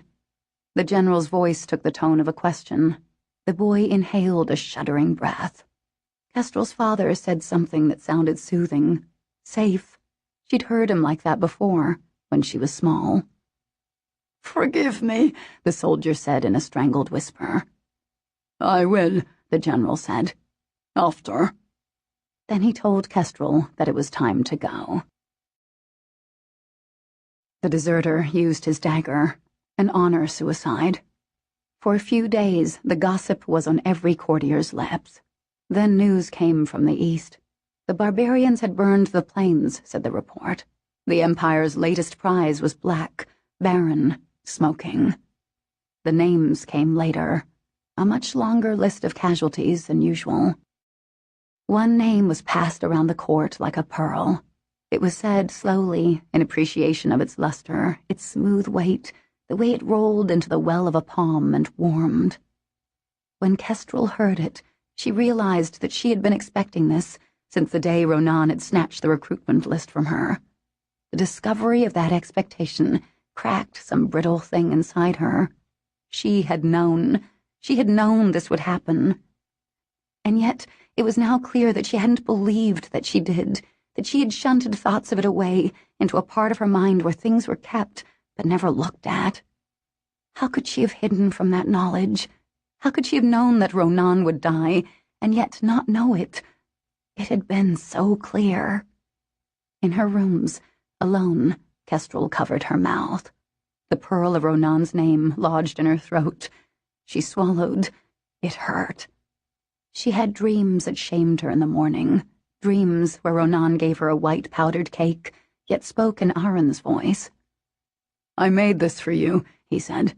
"Do you like it?" The powder was so fine that she inhaled its sweetness, but always woke before she could taste. Kestrel wrote to Jess. She was afraid to visit. The next day, Kestrel's maid brought her a letter. Kestrel's heart leaped to see Jess's handwriting on the outside and that familiar wax seal. Instantly, she blamed herself for that surge of relieved hope. It was wrong for her to feel this way when Ronan was dead. But she hadn't thought Jess would answer her. And this letter, Kestrel weighed it in her hand before she broke the seal, was just as thick as the one she had sent Jess. Surely Jess wouldn't write so much if she wanted nothing to do with Kestrel. Kestrel opened it. She felt, again, that strange mixture of knowing and not knowing, of shock and resignation. She unfolded the envelope. Hadn't she seen this coming? Hadn't it been obvious? The envelope contained the letter Kestrel had sent to Jess, unopened, unread. Kestrel hadn't played the piano since discovering the music room's hidden screen, but she no longer cared who heard her. She wanted someone to listen to her grief. Her music was angrier than she had expected. A sweet prelude that twisted away from her and darkened and knitted its way down into the lower octaves. She played until her wrists hurt. She played until she fumbled. The room vibrated with dying chords. Kestrel rubbed her hot wrists. There was a ringing silence. Then, just as Kestrel was about to go over her mistake, she heard a faint chime. She knew that sound. There was someone behind that screen, a person likely to know about the palace's hidden listening chambers. And why wouldn't the Emperor share such a secret with this man? The Emperor valued him. The proof? Consider the Emperor's gift, a golden watch. It showed the phases of the moon. Its hour and minute hands were tipped with diamonds. It chimed the hour. Kestrel didn't know what had made her father hide behind the screen. She didn't know if he was still there, or if he'd left the instant after his watch had chimed, and Kestrel had lifted her head at the sound. All she knew was that he had listened to her play. He'd never done that before. A memory came to Kestrel. Deep into her 7th year, when Kestrel was still weak from the same disease that had killed her mother, the general had decided to ride with his daughter out of the city. She had nearly fallen asleep on her pony. The Huron countryside was crisp. The chill had made her nose run. He had taken her hunting. He helped her notch the bow. He pointed out the prey. He shifted her elbow into the right position. When she missed, he didn't say anything. He shot a pheasant, plucked it, and built a fire. She dozed before it and woke to find herself covered with furs. It was dark. Her hair smelled like smoke and roasted fowl. When her father saw that she was awake, he reached into a saddlebag for a loaf of bread, which she broke. He gave her the larger half. In the listening silence of the music room, Kestrel lowered her hands to the piano keys and played the memory of that day. She played the sway of her pony beneath her, the phlegm in her lungs, the tension in the bowstring, the glowing heart of the fire. She played the way that her father, when he thought that she was still asleep, had brushed hair from her forehead and tucked it behind her ear. He had drawn the furs up to her cheek. She was young enough then to call him Papa. Kestrel played the moment when she had opened her eyes and he had looked away. She played the feeling of the bread in her hand. Not long after, Kestrel went to the gallery. She was brought up short to see her father there. He was looking out one of the slender windows, his back to the art. He turned when she entered. "I heard that you come here every day," he said. "I hoped to speak with you alone." They'd been avoiding each other since she'd heard his watch chime. "You could have come to my suite," she said. "I was curious. I wondered what you like so much about the gallery." He came to meet her. His boots echoed in the vast space. "You know what I like." How many times had he called her love for music a weakness? He had warned her. The Harani had admired the arts, and look what had happened to them. They'd forgotten about the sword. A frown dented his brow. He lifted his gaze from the collection of sculptures and paintings and focused again on Kestrel. His voice low, he said, "Your mother played beautifully." "And I?" "You, even more so." "I was glad that you listened to me play." He sighed. "That watch." "I like your watch. You must continue to wear it. It'll keep you honest." "Listening like that was beneath me." "What if I had invited you?" Kestrel asked. "You didn't." "I did. Over and over, for years." He was silent. "It was always an open invitation," Kestrel said. "It still is." Her father gave her a small smile. "Would you show me your favorites?" He gestured at the gallery. Kestrel had almost forgotten why she was here. She'd pushed thoughts of Tenson, the water engineer and the palace physician, away. Now they came back. She felt a stitch of fear, a thread of guilt, pulled tight. She couldn't really see the painting she now thought of as Tenson's. It was farther down the gallery. From the entrance, it was a mere square of purple. She kept her father from it. She showed him an alabaster bowl she admired, and a bronze fisherman lifting a fish scaled with lapis lazuli. There was an Eastern porcelain egg that opened to show an armed girl. But her father noticed the painting. "I remember that," he said. "I took it for the Emperor." He approached it. Kestrel, silent with dread, had no choice but to go with him. If she tried to turn him away from the painting, she would only call more attention to it. A masker moth lay on the painting's frame. Kestrel's pulse leaped. Her father studied the landscape. "It looks different here than it did in that southern mansion." He didn't appear to notice the camouflaged moth. If he did, what would he make of it? Nothing. It seemed impossible that something that meant a great deal to her could mean nothing to him. Carefully casual, she said. "Do you like the painting?" He shrugged. "The Emperor does." His gaze lifted from the canvas. Kestrel felt a terrible relief. Then her father spoke again, and as she listened, that relief shriveled into shame. "I know that you don't want me to return to the East. I won't lie, Kestrel. I need to fight. But the need has been different over the years. It hasn't been just for honor." His light brown eyes were fixed on hers. "You were born a few months after Verix. I wouldn't have made you marry him. But I hoped. On the battlefield, I hoped you'd inherit the Empire. When you chose Verix, it felt like fate." "You don't believe in fate?" "I believe that the land I won was for you. You are my fate." Guilt swelled in her throat. It made it hard to breathe, and she couldn't hold his gaze any longer. But the instant her eyes fell from his, they darted quickly, helplessly, toward the moth. Her father saw. He blinked. He peered at the painting's frame. He frowned. It was just a moth, Kestrel tried to tell herself. He couldn't possibly guess what it meant. She thought her father might say something. She readied herself to answer him. But in the end, all he did was silently flick the moth to the floor. The water engineer changed her bet, Tenson said. She and the Emperor's physician are working together. I can't meet with you again like this, Kestrel said. I'm going to be caught. Tenson was instantly worried. He asked for her reasons, but it wasn't so simple as her father seeing the moth on the painting's frame, which Tenson dismissed. It was that feeling of skating close to ruin. She'd felt this before, or something like it, when she'd first begun playing Bite and Sting, and didn't know when to leave the table, or stayed because she needed to know what would happen next. She needed to see all the tiles turned, the play played, the final measurement of who had what and who had come short. She'd lost easily at first, especially against her father. Then she had learned. I just can't, she told Tenson.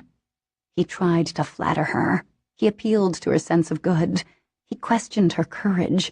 He did everything but mention Aaron, which he seemed to sense would end everything. Tenson was a skilled player, too. Well, he sighed. You could keep your ears open, couldn't you? If there's something I need to know, tell your dressmaker. Kestrel was eager to leave the butcher's row. She agreed to pass anything of note on to Delia. She hurried away, the hem of her maid's dress catching on her buttocks. 39. Temptation was the color white. It was black ink, quivering at the point of a pen's nib. It was Kestrel writing in her study. She wrote a letter to Aaron. She wrote her reasons. She wrote her heart. Everything was inked in quick and heavy lines. Nothing was crossed out. It looked up at her, bare, black and white honesty. That was temptation. But this was reality, the fire that burned low on the grate, despite the high spring weather, despite the nearing end of spring and the climb of days toward the first summer wedding. Reality was red. It was hot, hungry, snapping. It ate whatever Kestrel fed it. She burned the letter. Soon there was nothing left of the fire but cold, scaly black wood, lightly furred with ash. The letter lay in flakes. One page curled like a black shell. Kestrel thought of the Emperor. She thought of her father. There was nothing left to read in the dead fireplace. Still, Kestrel took a poker and raked it through the ash to make sure. Kestrel's 18th birthday was fast approaching. Her birthday and the piano recital the Emperor had commanded was less than a fortnight away. It would be the last official court gathering until her wedding 2 days following. She played ferociously for hours on end. Sometimes she heard her father's watch chime, a light sound, as light as a smile. It always soothed her music. When Kestrel played for him, the melody ran sweet, sheer, and strong. She had a dress fitting for the recital. The gown was a delicate affair of creamy, lutestring silk, the lace sleeves short and loose. Kestrel stood still on the dressmaker's block. Fleetingly, it occurred to her that the block was about the height of an auction block. She remembered Aaron standing on one. Kestrel wondered what it would be like if time could be unsewn, the threads ripped out and redone. She went back to the day of the auction, that first day, that sight of a slave stepping onto the block. She imagined everything differently. This time, she didn't bid. He wasn't for sale. Her father had never won the Haran War. Kestrel grew up in the capital instead. Her mother didn't sicken, didn't die. Kestrel saw the baby in her father's arms, the one that she had been. In Kestrel's reimagining of the world, that baby was exactly as her father had described. Delia knelt, floating the hem up. The silk puffed, then fell in scalloped folds. Delia fussed with it. Kestrel's maids grew bored and drifted into other rooms. Then, quickly, quietly, Delia said, "Do you have any news for me?" Kestrel sharply glanced down at her. "No. Tenson hopes that you will, soon." Kestrel said nothing, but Delia nodded as if she'd spoken. The dressmaker looked somehow both disappointed and relieved. "Well," Delia said, "I'm sure you know what you're doing." Did Kestrel know? She thought of when she sat to play Bite and Sting, when Kestrel turned the tiles and flipped the blank sides onto their backs and showed their faces and tallied their value. Did she know? Sometimes the game went too quickly for Kestrel to understand exactly what she was doing. All she knew was that in the final play, she would win. Kestrel looked at Delia. She wasn't certain of winning anymore, or even of what she could possibly hope to win. She didn't know what winning would mean. Smoothly, she told Delia, "Of course I do." There was a hunt in the mountain forest behind the palace. The hounds bayed. A few courtiers brought slaves to load their crossbows for them, which would have appalled Kestrel's father had he seen it. He'd chosen to stay behind. Varix came, but refused to hunt. The Emperor smiled widely. "There's my milk-blooded boy," he said. "Walk with me, Varix," said Kestrel. "I've no interest in hunting, either." They took the trail ahead of the Emperor. Kestrel's puppy bounded alongside her. "What a sweet dog," Kestrel heard Maris say. The Emperor's cheerful voice floated clear. "Do you like her?" Varix stiffened beside Kestrel. "She's yours," the Emperor told Maris. Kestrel turned. "No, she's mine." "What do you care if Maris has her?" There was that smile again. "You haven't even named her." "Let her go," Varix whispered in Kestrel's ear. "Remember." He didn't say what she should remember, but Kestrel did anyway. Arin's stitched face. The dog nudged her damp nose against Kestrel's trousered leg. "Her name," Kestrel told the Emperor, "is mine."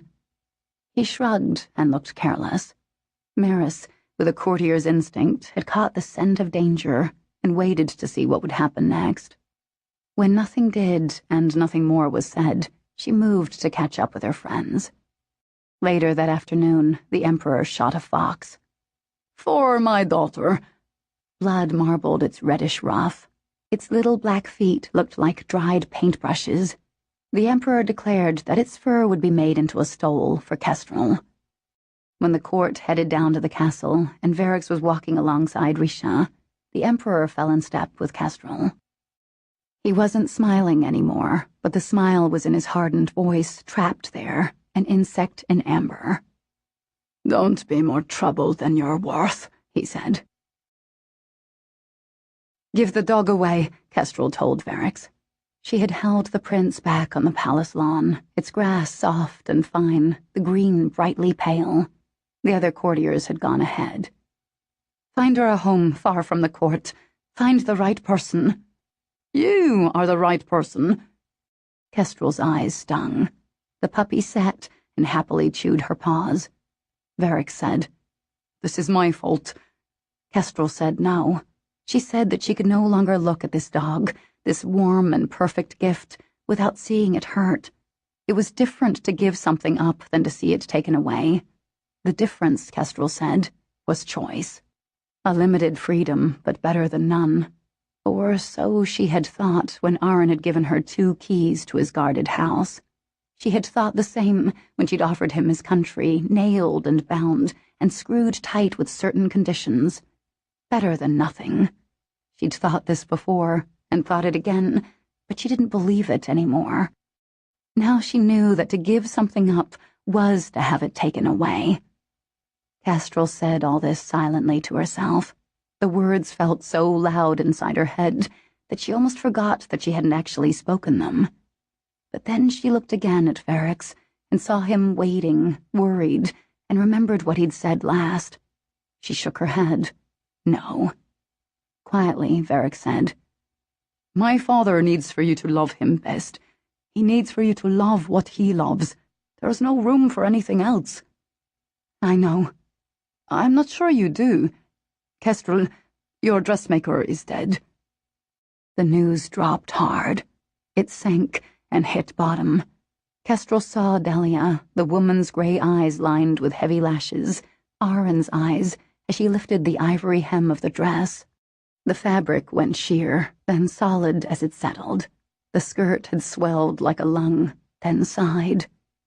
Fear came over Kestrel in a nasty, shimmering breathlessness. She was seen meeting with the Harani Minister of Agriculture, Beric said. Later, the captain of the guard came for her. She killed herself with her own shears.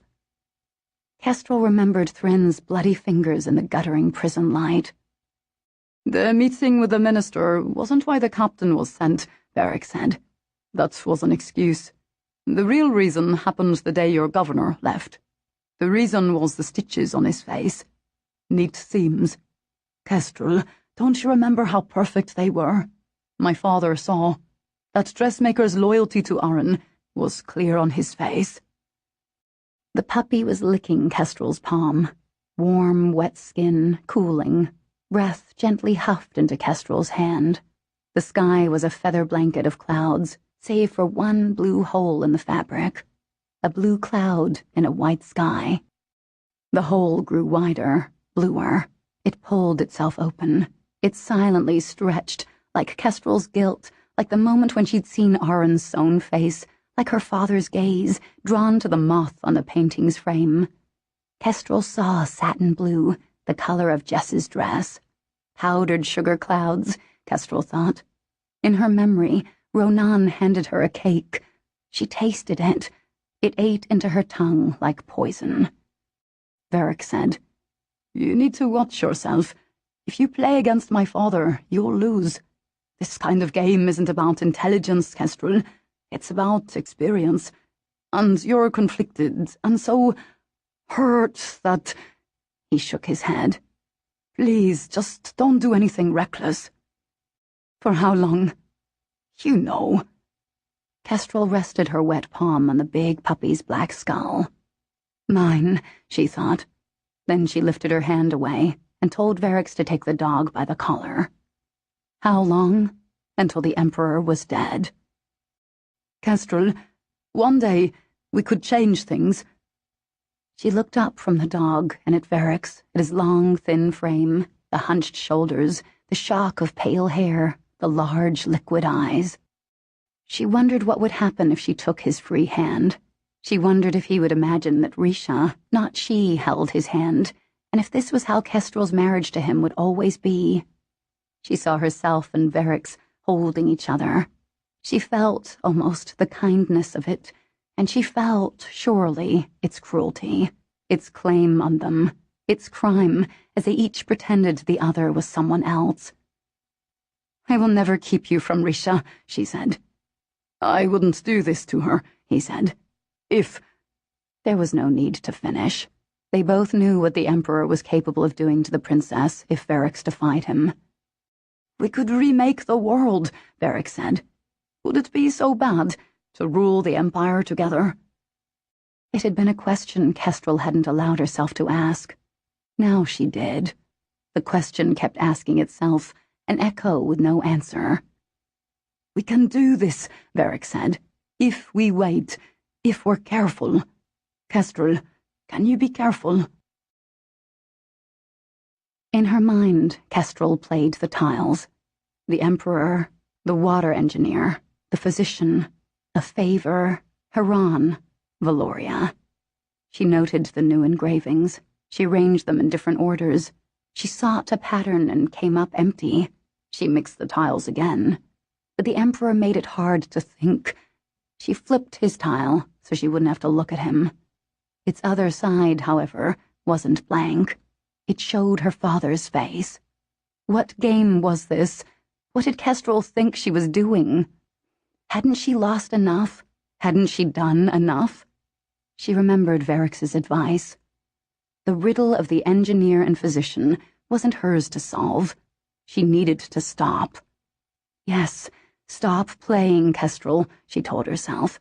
Clear the bets, clear the table, walk away from the game. Now. 40. First, Aaron made the molds. One, the size and shape of a child's marble. The other, long and thin and cylindrical. He made 2 of each kind from fired clay and set the twinned halves aside. He heated lead in the forge's fire until the metal oozed red. Aron had been a blacksmith, but blacksmiths rarely work with molds. His clay molds cracked. Hot lead spilled. There was nothing to do but let everything cool into a misbegotten heap and shove it to the side. It was maddening and surprising how Aron realized that he needed those hours in the forge, how work he was once forced to do was now his. He loved that feeling of making something. He smoothed fresh clay, curving it, hollowing it out with a measured tool. He watched new molds bake in the forge's fire. When they broke again, he almost didn't mind. He would make more. One day, they would be right. Aron had told the Queen and her brother not to enter the forge. Roshar did anyway, his arm still heavily bandaged, the little tiger padding behind him. I think, Roshar surveyed the disarray, that you should have taken that dagger and been happy with it. Aron handed him a list. Supplies. My, how the lowly have risen. I'm not your messenger, boy. He read the list. What do you want that for? What are you making? Your queen's something more. Roshar laughed. She asked you for something more. I doubt that this— He flourished the list at Aron's latest disaster. Was what she had in mind. The tiger nipped Aron's ankle. He gently nudged its face away. Roshar, why are you here? I've named the cub. I named him after you. Roshar, when Aron grows up, you'll be sentenced to death by tiger in the duck run arena. Aron will eat you alive. Aron looked at Roshar's feral grin and at the soft, mazed face of the tiger. The fire caught its eyes. Roshar said, I came to tell you that we burned the plains yesterday. Aron glanced up. The green paint that lined Roshar's eyes made them look narrower, bright. Roshar's smile changed. It dug in deep. Casualties? Aron asked. Many. Good. Not quite good enough for you, I'm afraid. You gave sound advice, I admit, but that won't buy your alliance. I don't see how this will, either. Roshar looked contemptuously at the items littering the forge's work table. Aron was tempted to explain his idea. Do you remember the weapons in Risha's dollhouse? Roshar's expression closed. Do you remember that seal on your pretty dagger? That knife is a lady's weapon. Don't think we don't know whose. He shoved at a broken mold. Ceramic dust scraped across the table. Yet Roshar saved the real damage for what he said before leaving, the tiger at his heels.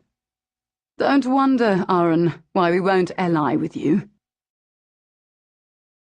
Another article of clothing arrived for Aron, a pair of trimmed gloves. Tenson's woven code told him that the moth had uncovered a connection between the water engineer and the Emperor's physician.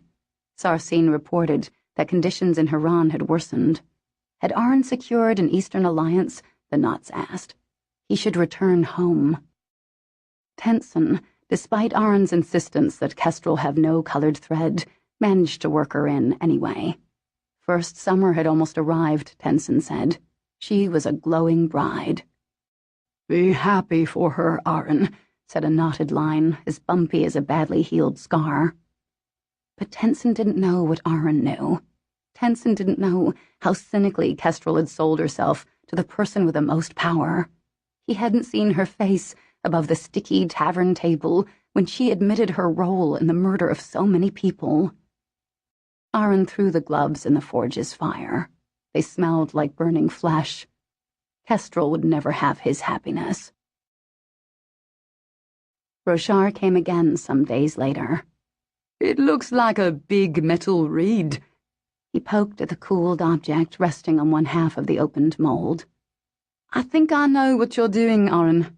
I think it won't work. I told you to stay away. And didn't I? Notice that this time I didn't bring the tiger with me. Aron makes you nervous.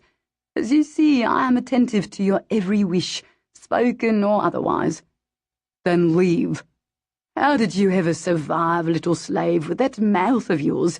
Did you pray to your god of luck? Roshar studied him, his gaze lingering on the left half of Aron's face. The scar seemed to prickle under Roshar's scrutiny.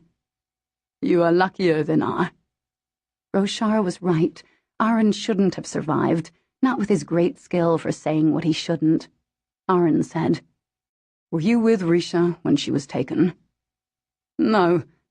But it sounded like yes. Was that when you were enslaved? I will kill you. Why do you come here if it's not because I'll say what no one else will? What I want, Roshar said, is for you to accuse me. That is what no one else will do. Not my people, who think I'm the victim, and never ever the queen. Accuse you of what? Escaping when your sister didn't? Surviving? Gently, Aron said, If that's your crime, it's mine too. Did you sell your sister? Aron recoiled. What? When the Valorians came for your country, did you trade her for something better? That's what we did with Risha. Our little girl. So gifted, even that young with a blade. No River Reed dolls for her.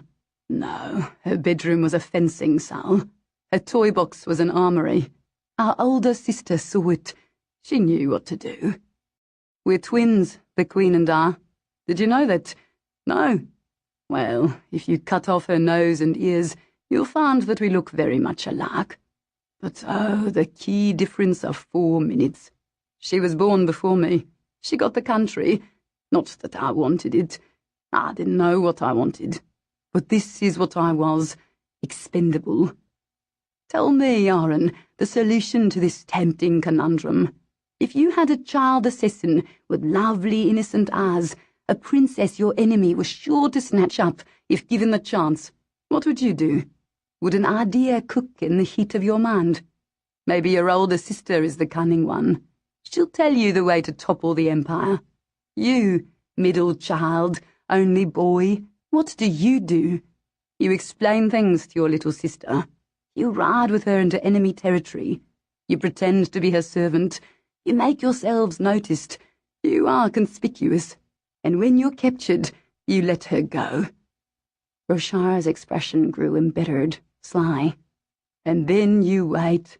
You wait, your queen waits, to see if Risha will put a knife in the Emperor's neck. It made unexpected sense to Aron. It explained Risha's claim that she belonged in the palace. It explained her haunted look. But she was captured years ago. What is she waiting for? Revenge, maybe, on a brother and sister who used her. After the first year, we thought that she was waiting for the right opportunity to kill the Emperor. More years passed. Now we think she's become Valorian. Maybe that's what happens after someone grows up and understands that she was betrayed by her own family. You shouldn't have told me this. Why did you tell me this? Because I know that what I said about that dagger isn't true. I knew that day when they cut my face in your country that you would never sell yourself. I could see it. You would never sell what's dear to you. Look at you, Aron. You're made of so many splendid, stupid limits. Aron saw in his mind's eye the burning gloves, their curling fingers. He smelled that acrid reek. He remembered the moth's coded news. I don't think Risha is the Empire's friend. In his memory, flames shriveled the knot's message. Have you secured the Eastern Alliance? Roshar's eyes were starving for news of his sister. Aron's people were starving, having run through the hearthnut harvest more quickly than thought. And Aron was starving as he remembered how the gloves had burned. He was hungry. He was hungry for this, to put his trust where it belonged. He drew Roshar's attention to the long metal barrel on the work table. Let me tell you what this will do. It took time to complete the parts of the miniature cannon. There was a chamber at one closed end for a paper twist of black powder, which rested on an internal pan behind where one placed the little metal ball.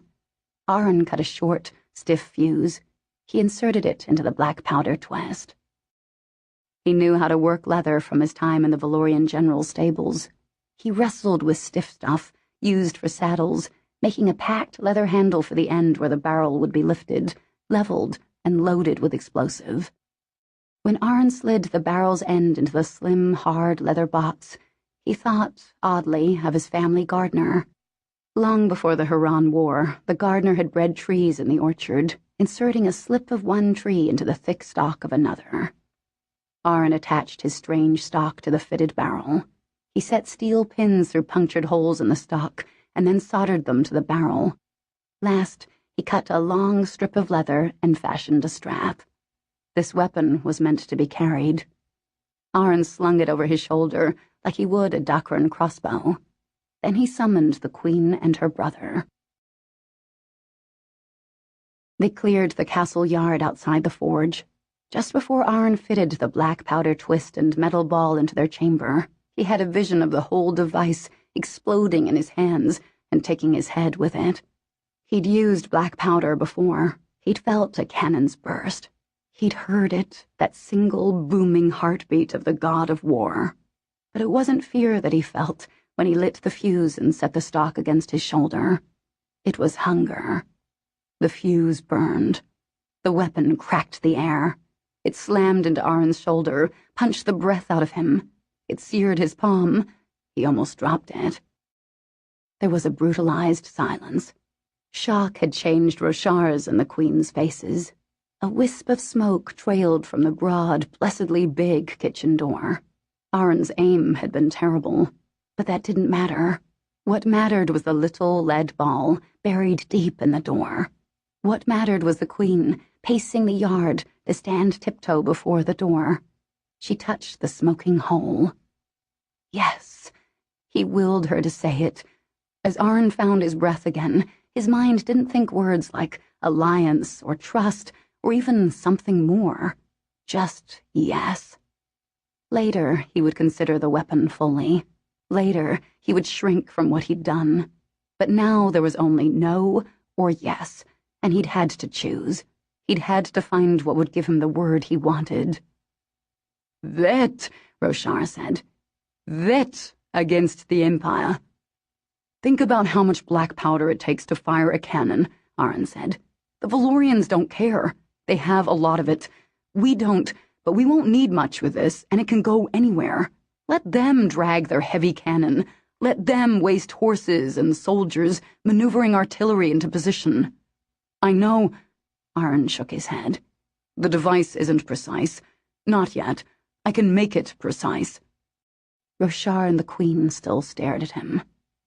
Come with me, Arn said. I want to show you something else. He led them into the forge, which was hot from the vat of molten metal Arn had prepared. Arn unslung the weapon. He strode toward the vat. There was a choking gasp from the Queen as she realized what he was about to do. He dropped the weapon into the vat. He turned back to the Queen and her brother. The Hurani will make more. I'll tell them how. We'll supply you with them. We would do that for our allies. Did you have to melt it? Roshar said. I need you to need me. You could have taken it, examined its mechanism, and found a way to reproduce it. Then you wouldn't need Huron. Arryn, you idiot. What makes you think we won't torture the design out of you? You won't. I might. I might enjoy it. You wouldn't. He looked at them. Well, can we fight together? It was the Queen who said the word, but Roshar who made it real. He crossed the short space of the forge and placed one palm on Arn's cheek. It was the Hurani gesture of kinship. The Queen smiled as Arn returned the gesture, and then the word came, beautiful, deadly, as small and hot as the hole in the kitchen door. In that moment, that word was all that Arn wanted. Yes. Arn was coming from the baths. His face had been sprayed with black powder. It had been in his hair, even in his teeth. He looked like he'd survived a fire. He'd cleaned himself, noting the massive bruise that darkened his scarred right shoulder and crept toward his chest. Then he returned to his room to pack. The Queen was waiting outside his door. She opened it for him to enter. Thinking that she needed to discuss something in private, perhaps a detail of the alliance. He was silent, too, as they walked in. When the Queen had shut the door softly behind her, he said, "My people need to hear the news. I'd like to leave." The Queen came to him, then came closer. She reached to thread fingers through his damp hair. He froze. Whispering her cheek across his, she brought her warm lips to his ear. "Yes," she murmured, "but not yet." 41. He kissed her, her mouth parted beneath his. Her hands were on him, and it was curious. It felt alien. He relaxed. Shouldn't he relax? She seemed to think he should. He remembered his hunger. Not for this, but she gave and he took, and gave back even while knowing what he really wanted instead. He didn't want to want it, and the thought of Kestrel, of that monstrous want, so stupid, so wrong, made him stop. He pulled away. He gritted his teeth once, hard, in a held breath, bright fury at himself. "Aaron," said the Queen. He kissed her again, more deeply. This time he lost himself in it a little. It filled him. It pulled him away from himself. That was good. He was tired with the way he had been. He forgot it all. Except he remembered other kisses, other times. It was impossible not to. This was the truth. In his mind, Kestrel touched his scarred face. This was her mouth moving against his. This was the truth. What he imagined was a lie. The truth and the lie held him tight. It made him think. The Queen leaned into him, brushing his bruised shoulder, and he winced. He recalled his own soot-covered face after firing the weapon. What had Arn thought earlier? That he looked like he'd been in a fire. Something in his mind began to burn. Arn saw again that pair of gloves in the flames. He remembered telling Roshar to burn the planes. "You're lucky the General didn't do that to begin with." Wait. Why hadn't he? Because Kestrel had offered him a different plan. The poisoned horses. "I can explain," she'd said to Aaron. He'd refused to listen. "I had no choice," she'd said. "My father would have—" Tentatively, with a dread that hissed into him along its quick fuse, Aaron imagined the disaster that didn't happen, and the one that did. He imagined fire and the plains people burning, or dead horses and an exodus south. The kiss went cold on his lips. Aaron was numb with understanding. He broke away from the Queen. Aaron imagined Kestrel. He saw her considering a choice, fire and annihilation, or poison and survival. He knew what he'd choose.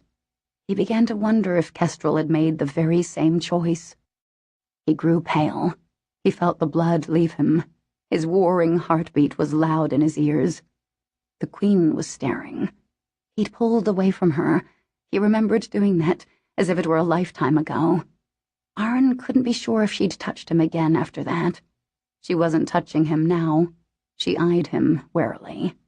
He saw himself as she must, hunched, seeming suddenly ill, or as if he'd been assaulted, cuffed across the head, or knocked back like when the explosion in the kitchen yard had kicked the breath out of him. "Aaron," she said, "what's wrong?" Aaron's shoulder ached. His throat ached. He had been wrong. He had been kissing a lie. It would have sweetened. He would have kept doing it. He would have kept pretending the Queen was Kestrel. But who was Kestrel? He'd been so sure, once. And then she'd appeared outside his besieged city walls with the Emperor's treaty in her hand, and an engagement mark on her brow, and his certainty became a wretched, crippled thing. He'd been a fool. He had told himself as he stood in the snow outside his city, back to the wall, cold to the bone. He'd been a fool of the worst kind, the one who can't see things for what they really are.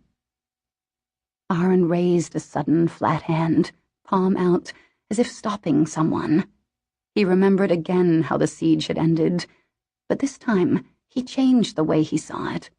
This time, in his memory, he ignored that mark on Kestrel's brow. He saw only what she held in her hand, the treaty. It had saved his life and spared his country. In his memory, Kestrel offered him the folded, creamy paper. He took it, he opened it. In his mind, he now saw a meaning in that treaty and the way she had given it to him that he hadn't before. Sudden understanding made Aron's hand fall and clench. I need to leave, Aron told the Queen. I need to leave right now. 42. Kestrel looked like she'd been dipped in blood. In the end, she hadn't actually given any orders for her wedding dress to be altered. The water engineer had already changed her bet, and although Kestrel wasn't sure if the Emperor knew this, or what the consequences might be, she dreaded the malicious attention it would attract if she did anything more to upset the Emperor's plans. He expected her to wear red, so the dress was red after all, in stiff, glossy crimson folds of rich samite. It was heavy.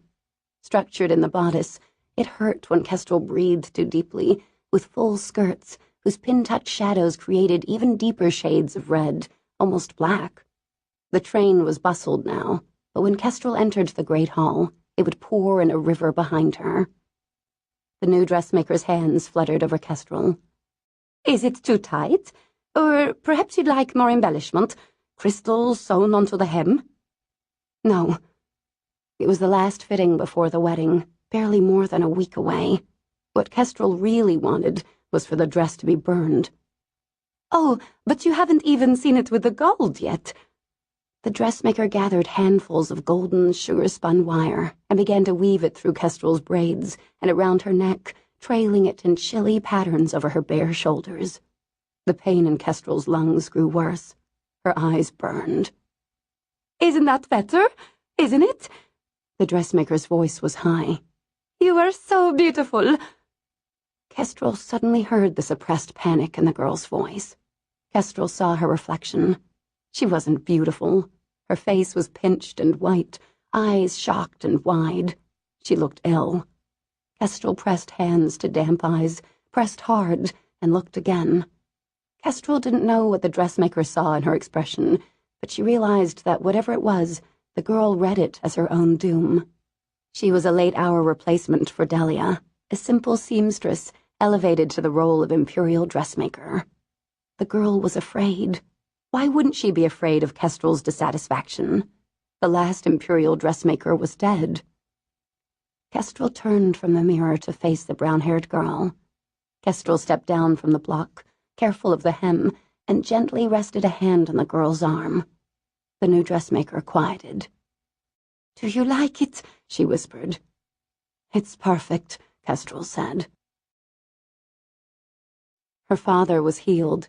He would leave the morning after the wedding to resume command of the Eastern campaign. He would have left already if it weren't for the Emperor's orders. Kestrel sometimes thought that the general would have stayed no matter what for her birthday recital and the wedding, but she tended to believe this only when not in his company. The moment he stood before her, his eyes increasingly restless, she knew that she'd been deluding herself. He invited her for a walk. The wind was loud and brisk enough to make Kestrel's ears ache. It seemed at first that Kestrel and her father wouldn't speak. Then he said, "I don't know what to give you for the wedding." "It doesn't matter." "I wish—" He squinted at a wheeling falcon high above the spring garden. "I wish I'd held back something of your mother's that I could give to you. I'd say that I'd been saving it for this." On the day she'd come of age, Kestrel had inherited all of her mother's possessions. He had wanted none of them. A few months ago, Kestrel would have found another way, light, negligent, maybe witty, to repeat that it didn't matter. But now she felt keenly the damage of how they never really said what they meant to each other. Yes, they came close.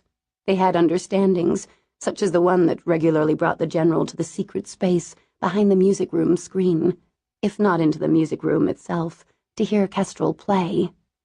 This was a kind of honesty, she supposed, but it wasn't plain, it wasn't true, and she couldn't help the hurt that came with the thought that she was just like him. She, too, couldn't say what she meant. She wanted to, she tried, The words struggled inside her. Kestrel said, "Would you give me something if I asked for it?" Carefully, he said, "That would depend." "Stay. Don't go to the east." "Kestrel." "Stay one more week, then," she pleaded. "Or a day. Stay one more day after the wedding." He kept looking at the sky, but the hunting bird was gone. "Please." He finally turned to her. "Very well," he said. "One more day." Events for the court continued. There was a spring tournament. There were masks, dances, feasts. More than once, Kestrel caught Tenson's gaze from across a room. She averted her eyes. She knew that he wanted to speak with her. He would press her for more information. He would urge her to take more risks, all for a very uncertain gain. But she'd made her decision. She would marry. She would rule. This was how she would change things. Her attempts at skullduggery seemed almost silly now, the games of a child who doesn't want to grow up. Worse, in her starkest moments, when Kestrel was most honest with herself, and honesty showed itself like a skeleton, bones clean and jutting, she knew that her efforts to be Tenson's spy had been a way to prove herself to Aron, even as she insisted that he never know. It made no sense. Its senselessness was painful. How had Kestrel become someone who didn't make sense?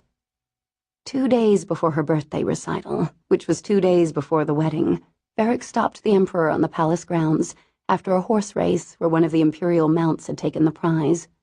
The prince had approached his father precisely at the moment when the Emperor had his back to Kestrel. The Emperor didn't see how close she was. "Should we be concerned that the Harani governor hasn't returned for the wedding?" Varric asked. His gaze flickered over his father's shoulder to light on Kestrel. The Emperor laughed. "There's only one representative from that territory," Varric said. "It will look a little strange. Maybe the governor ought to be here." His eyes asked Kestrel's wish. She shook her head. "Oh, the Harani." The Emperor chuckled again. "No one cares about the Harani. Honestly, I had forgotten all about them." When Aron arrived in the capital's harbor, he reined himself in. During the sea journey, he'd let himself pace the ship's deck or curse faint winds. The waves didn't make him sick, not this time. He was too intent on the movements of his thoughts. Aron was incandescent, nervy, sleepless, and possibly mad. Sometimes he managed to think of other things than Kestrel. He'd shudder at the memory of his cousin. He'd stopped in Haran to see Sarsine and resupply his ship. A Dakran fleet had sailed with him as part of the alliance and were stationed now in his city's harbor to protect it. Aron had been shocked by the change in Sarsine. She seemed so weak. Everyone did. He hated to leave her, yet he had. So possessed he was by the need to speak with Kestrel. He needed to know. On the ship, his heart and brain galloped over what he knew and thought he knew, or hoped he knew, and then his thoughts would run right back over where they'd already been until they dug deep ruts inside him. But when he dropped his boots to the capital's rocky wharf, he became nothing but careful. He didn't wash the sea from him. He was too recognizable. The scar especially was a problem. His dirty hair hung just long enough to curtain his brow, but the scar cut clear from his left eye into his cheek. Aron kept his head down as he headed through the Narrows. He hoped he looked disreputable enough that no one would take him for the governor of an imperial territory. He prowled the city. He didn't rest. The morning ripened into noon. Then it grew late. Finally, Aron glimpsed a Harani man, about his size, dressed in the blue livery of the imperial palace. The basket strapped to the servant's back weighed low on his shoulders, heavy, probably filled with foodstuffs for the imperial kitchens. Aron dogged him. He crossed skinny streets.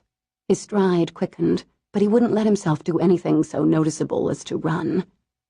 It was at the edge of the canal, where the opened locks let the full spring waters gush loud, that Aron caught up with him. Aron hailed him quietly. He called to him by the gods. He invoked their names in a way that made ignoring him a mortal sin. And then, for good measure, he spoke plainly. "Please," he said, "help me." In the palace kitchens, dressed in the servant's clothes, Aron asked for help again. Yet again it was a risk. He could be reported. The moment his presence became known in the palace, what he wanted would quickly become impossible. Namely, the opportunity to speak with Kestrel alone. "The music room," suggested a maid. "Her recital's tomorrow. She's there practicing more often than not." "What do you want with her?" A footman's mouth curled in contempt. Aron almost gave a violent answer. He was anxious. He wasn't being smart, and for years now there'd been something hard and glittery and stupid in him that liked making enemies. He felt like making one right now, but he checked himself. Aron gave the footman a sweet smile. The kitchens became uncomfortably silent. The cook decided matters.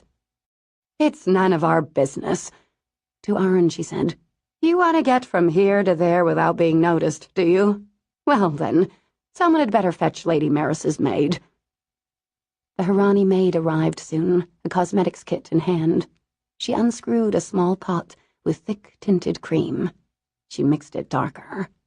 As Aron sat at the scored and pitted work table, the maid dabbed the cream on his scar. Kestrel closed the music room door. The piano waited. Before that day in the slave market, before Aron, this had been enough for her, that row of keys like a straight border between one world and the next. Kestrel's fingers trickled out a few high notes, then stopped. She glanced at the screen. She hadn't heard her father's watch chime. Then again, it wasn't the hour. She set the sheet music on its rack. She shuffled the pages. She studied the first few lines of the sonata the Emperor had chosen and made herself slowly read the notes she had already memorized. A breeze from an open window stroked Kestrel's shoulder. The air was soft, velvety, lushly scented with flowering trees. She remembered playing for Aron. It had just been the one time, though it felt like many more. The breath of wind stirred the sheet music, then gusted the pages to the floor. Kestrel went to collect them. When she straightened, she glanced involuntarily at the door in a flash of unreasonable certainty that Aron was there. But of course he wasn't. A needle of ice pierced her heart. What a foolish thing to have thought. Him, here. Her breath caught at the pain of it. Kestrel made herself sit again at the piano. She pushed that icy needle in deeper. It grew frosted crystals. Kestrel imagined the ice spreading until it lacquered her in a clear, cold shell. Kestrel lifted her hands from her lap and played the Emperor's sonata. The cook insisted that servants should accompany Aron. The maid's cream had softened the appearance of his scar, but it would fool no one who looked closely. "Walk the halls with a few of us," said the cook. A curious courtier could be distracted.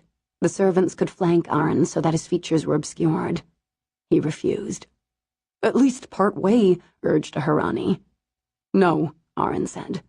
"Think of what the Emperor would do if he discovered that you were helping me walk through his palace unnoticed." The Harani gave Aron 2 keys and let him go alone. When Aron mounted the steps up to the other world of the palace, the one with fresh air, he made sure to walk close alongside the walls, the left side of his face turned to them. A bucket of hot, soapy water swung from his hand. The steam curled damply over his wrist. He walked as quickly as he could. Aron remembered little used hallways and had the advice of the servants, who knew which areas of the palace attracted the least attention at this hour. He followed their instructions. His pulse stuttered when he stumbled upon a couple of courtiers emerging, disheveled and giggling, from an alcove cloaked by a tapestry. But they were glad to ignore him. The heavy keys in his pocket knocked hard against his thigh. He might not find Kestrel, or find her alone. It was astounding, the risk of what he was doing. Yet he picked up his pace. He dismissed that sinuous voice, whispering inside him, calling him a fool. But the treaty... Kestrel had offered it to him outside his city's gate. The treaty had saved him. Why had it taken Arn so long to wonder whether it had been she who had saved him? Fool, the voice said again. Arn reached the Imperial wing. He took a key from his pocket and let himself in. Somewhere in the midst of the sonata, Kestrel's hands paused. She hadn't been reading the sheet music, so when her memory failed her and she lost her place in the progression of phrases, she lost it completely. This was unlike her. The music throbbed away. Her old self would have been annoyed, but the frozen needle in her heart gave the orders now, and it said that she should simply make a note of the mistake and move on. She found a pen and did just that, underscoring the forgotten passage. She set the pen on the rack that held the sheet music and prepared to play again. Then it came, her father's silvery chime. The corner of her mouth lifted. All at once, she knew what she wanted to play for him. The general wouldn't recognize one half of a duet, and if he did, he couldn't guess whose voice was meant to sing with what she played. Kestrel thought again about how much she wanted to tell her father, and how little she could say. But she could say this with music. He would hear it, and even if he didn't understand what he heard, she would feel what it would be like to tell him. Arn heard the music long before he reached the room. It came down the hall in an overwhelming tide. It called him, like a question his throat ached to answer. He could feel the parts where he was meant to sing. The song tried to batter its way outside him. He thought he might have dropped the bucket. He didn't know where it was. He was standing before the music room door. It seemed to have materialized in front of him. He set a palm to it. The door felt alive. The music pulsed in its grain. Arn used the second key to open the door. The room was empty, save for her. Kestrel saw him, and the music stopped. 43. For a heartbeat, Kestrel thought that she'd imagined him. Then she realized that he was real. It shattered her. The icy shell around her shivered into 1,000 stinging pieces. He shut the door. He kept his palm flat against it, his fingers fanned wide. He looked at her. Later, Kestrel understood what the shock had cost her. She'd been too slow. It wasn't until he met her eyes that she dropped deep into the knowledge that they were both in danger. It took every ounce of will not to glance at the screen that hid her father. Her father, who would hear anything that they said, who could see Kestrel now. She saw herself as he must see her. She'd risen to her feet. She must be deathly pale. One hand gripped the music rack. She was staring toward the door, which was just out of her father's line of sight. Kestrel raised her hand. "Stop," she begged Arn. "Stay. Don't move." But the gesture set something in him on fire. His palm slid from the door, and she saw the determination in his face, the wild suspicion, the way it was already shaped into a question. With sudden horror, she realized what he was going to ask. He strode toward her. "No," she told him. "Get out." It was too late. He was already at the piano. Her father could see. "You will not shut me out," Arn said. Kestrel sank back down onto the piano bench. Her stomach lurched. This was a disaster. She had imagined, again and again, Arn looking at her in this way, saying what he'd just said, suspecting what he must suspect. She had even, tentatively, feeling like a trespasser, prayed to his gods for the chance to see him again. But not like this, not with her father watching. Her options dwindled. She shuffled her sheet music, then stopped when she saw that her hands were unsteady. "Don't be so dramatic, Arn. I'm busy. Go away, won't you? You've interrupted my practice." She reached for her pen. "We're being observed," she planned to scrawl in the sheet music. "I'll explain everything later." Arn grabbed the pen from her hand and threw it across the room. It clattered on the stone floor. "Stop it! Stop pretending that I don't matter!" She stared at the pen. She couldn't fetch it now. Her father was no fool. He might guess what she wanted to do with it. Even her attempt a moment ago had been a risk. And then Arryn asked his question. "What did you do for that treaty?" he demanded. She wanted to drop her face into her hands. She wanted to laugh or weep. She wasn't sure. Something was churning inside her that felt frighteningly like panic. She would have moved to leave if she didn't think that Arryn might physically stop her, and that, if nothing else, would bring her father into the room. She tried to speak coolly. "I don't know what you're talking about," she told Arryn. "I'm sure I haven't done anything for any treaty. I've had a wedding to plan. I'll have plenty of time for politics when I'm Empress." "You know exactly which treaty I mean. You placed it in my hand, and I swear that it has the traces of you all over it. Arryn, it gave me my country's freedom. It saved my life." His face was pale, his gray eyes urgent. He towered over her as she remained sitting. The piano bench felt like a raft at sea. "What did you do to make the Emperor sign it?" Arryn's anxious voice rang loud. It didn't matter that he had spoken in Harani. Her father knew Harani. Kestrel knitted her hands. She thought of how her father had told the deserter to kill himself rather than live with his shame. Would he do that to her if she answered Arryn truthfully? What would the general do to him? "Arryn, please. I did nothing for that treaty. I don't have time for your delusions." "But you have time to meet with Tenson, don't you?" Innocently, she said. "Who?" His mouth went hard. "Don't say it," Kestrel told him. "Please, please."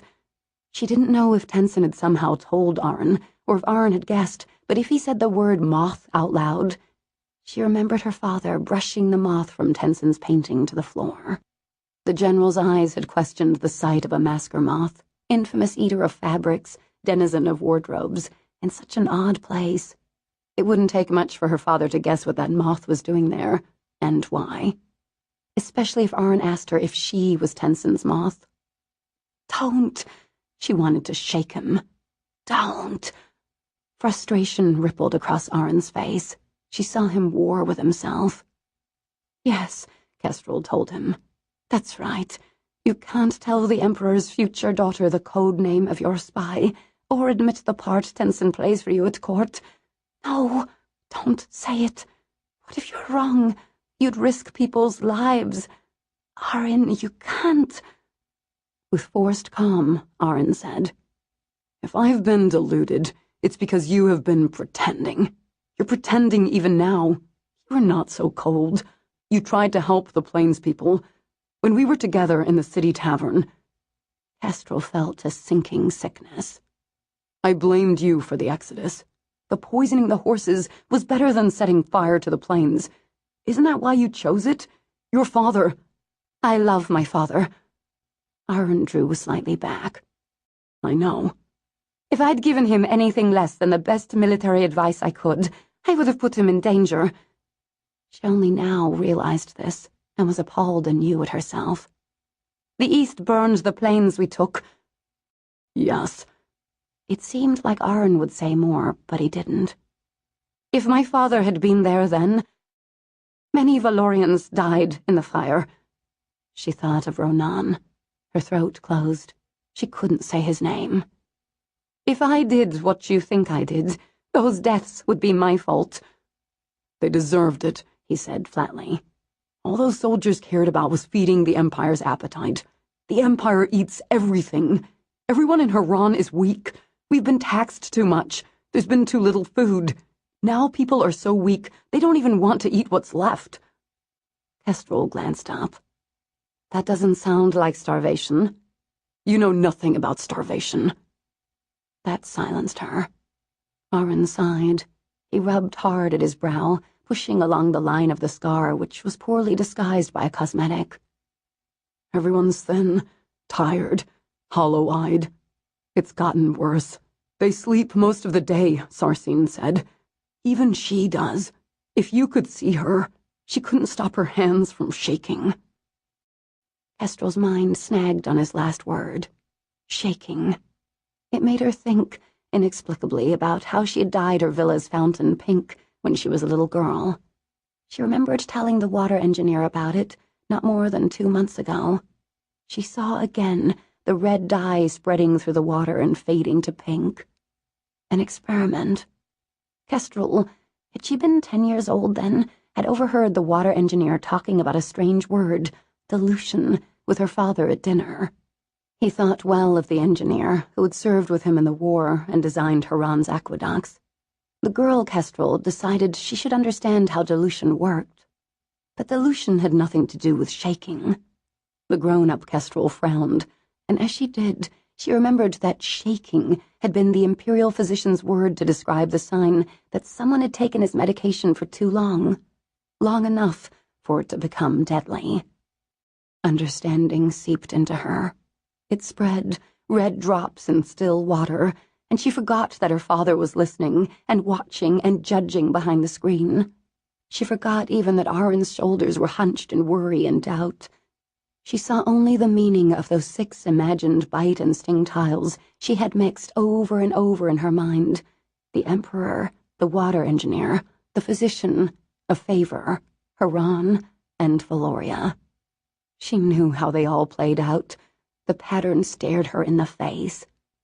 The Emperor had decided the Harani were more trouble than they were worth. He decided to have them slowly poisoned through the water supply. A neat solution to a troublesome, rebellious people.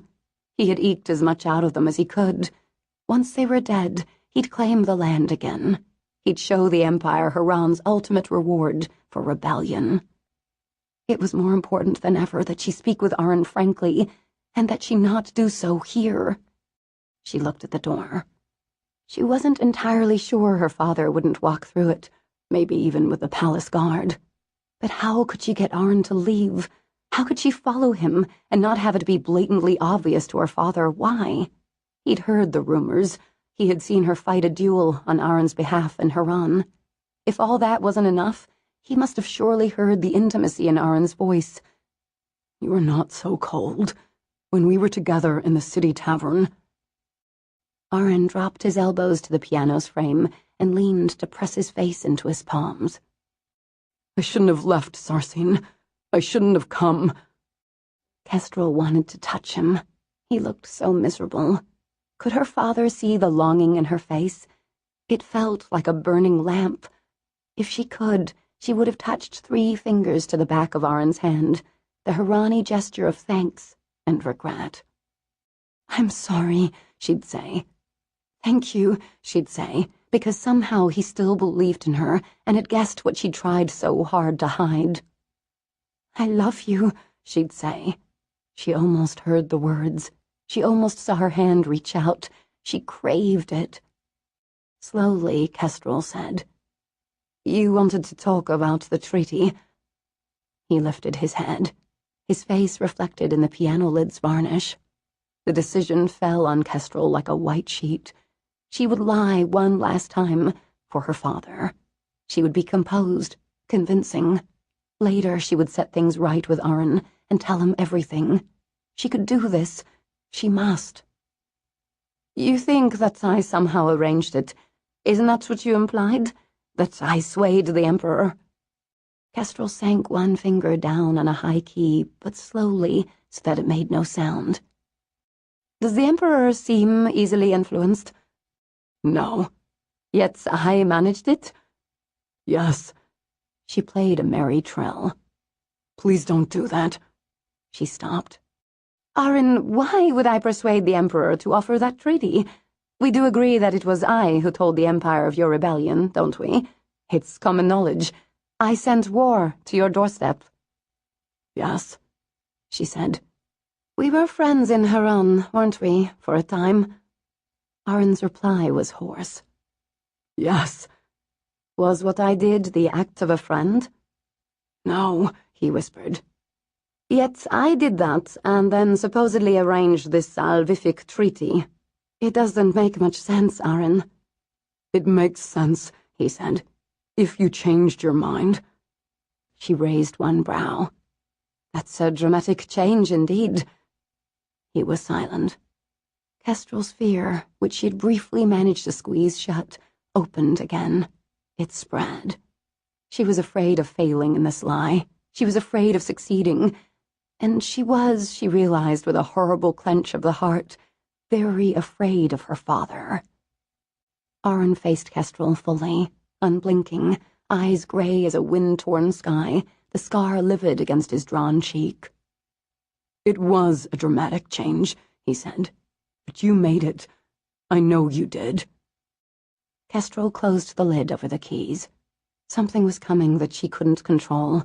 The game was changing, and her best option now was to leave. She rose. Arryn stopped her. "I'm not nothing to you.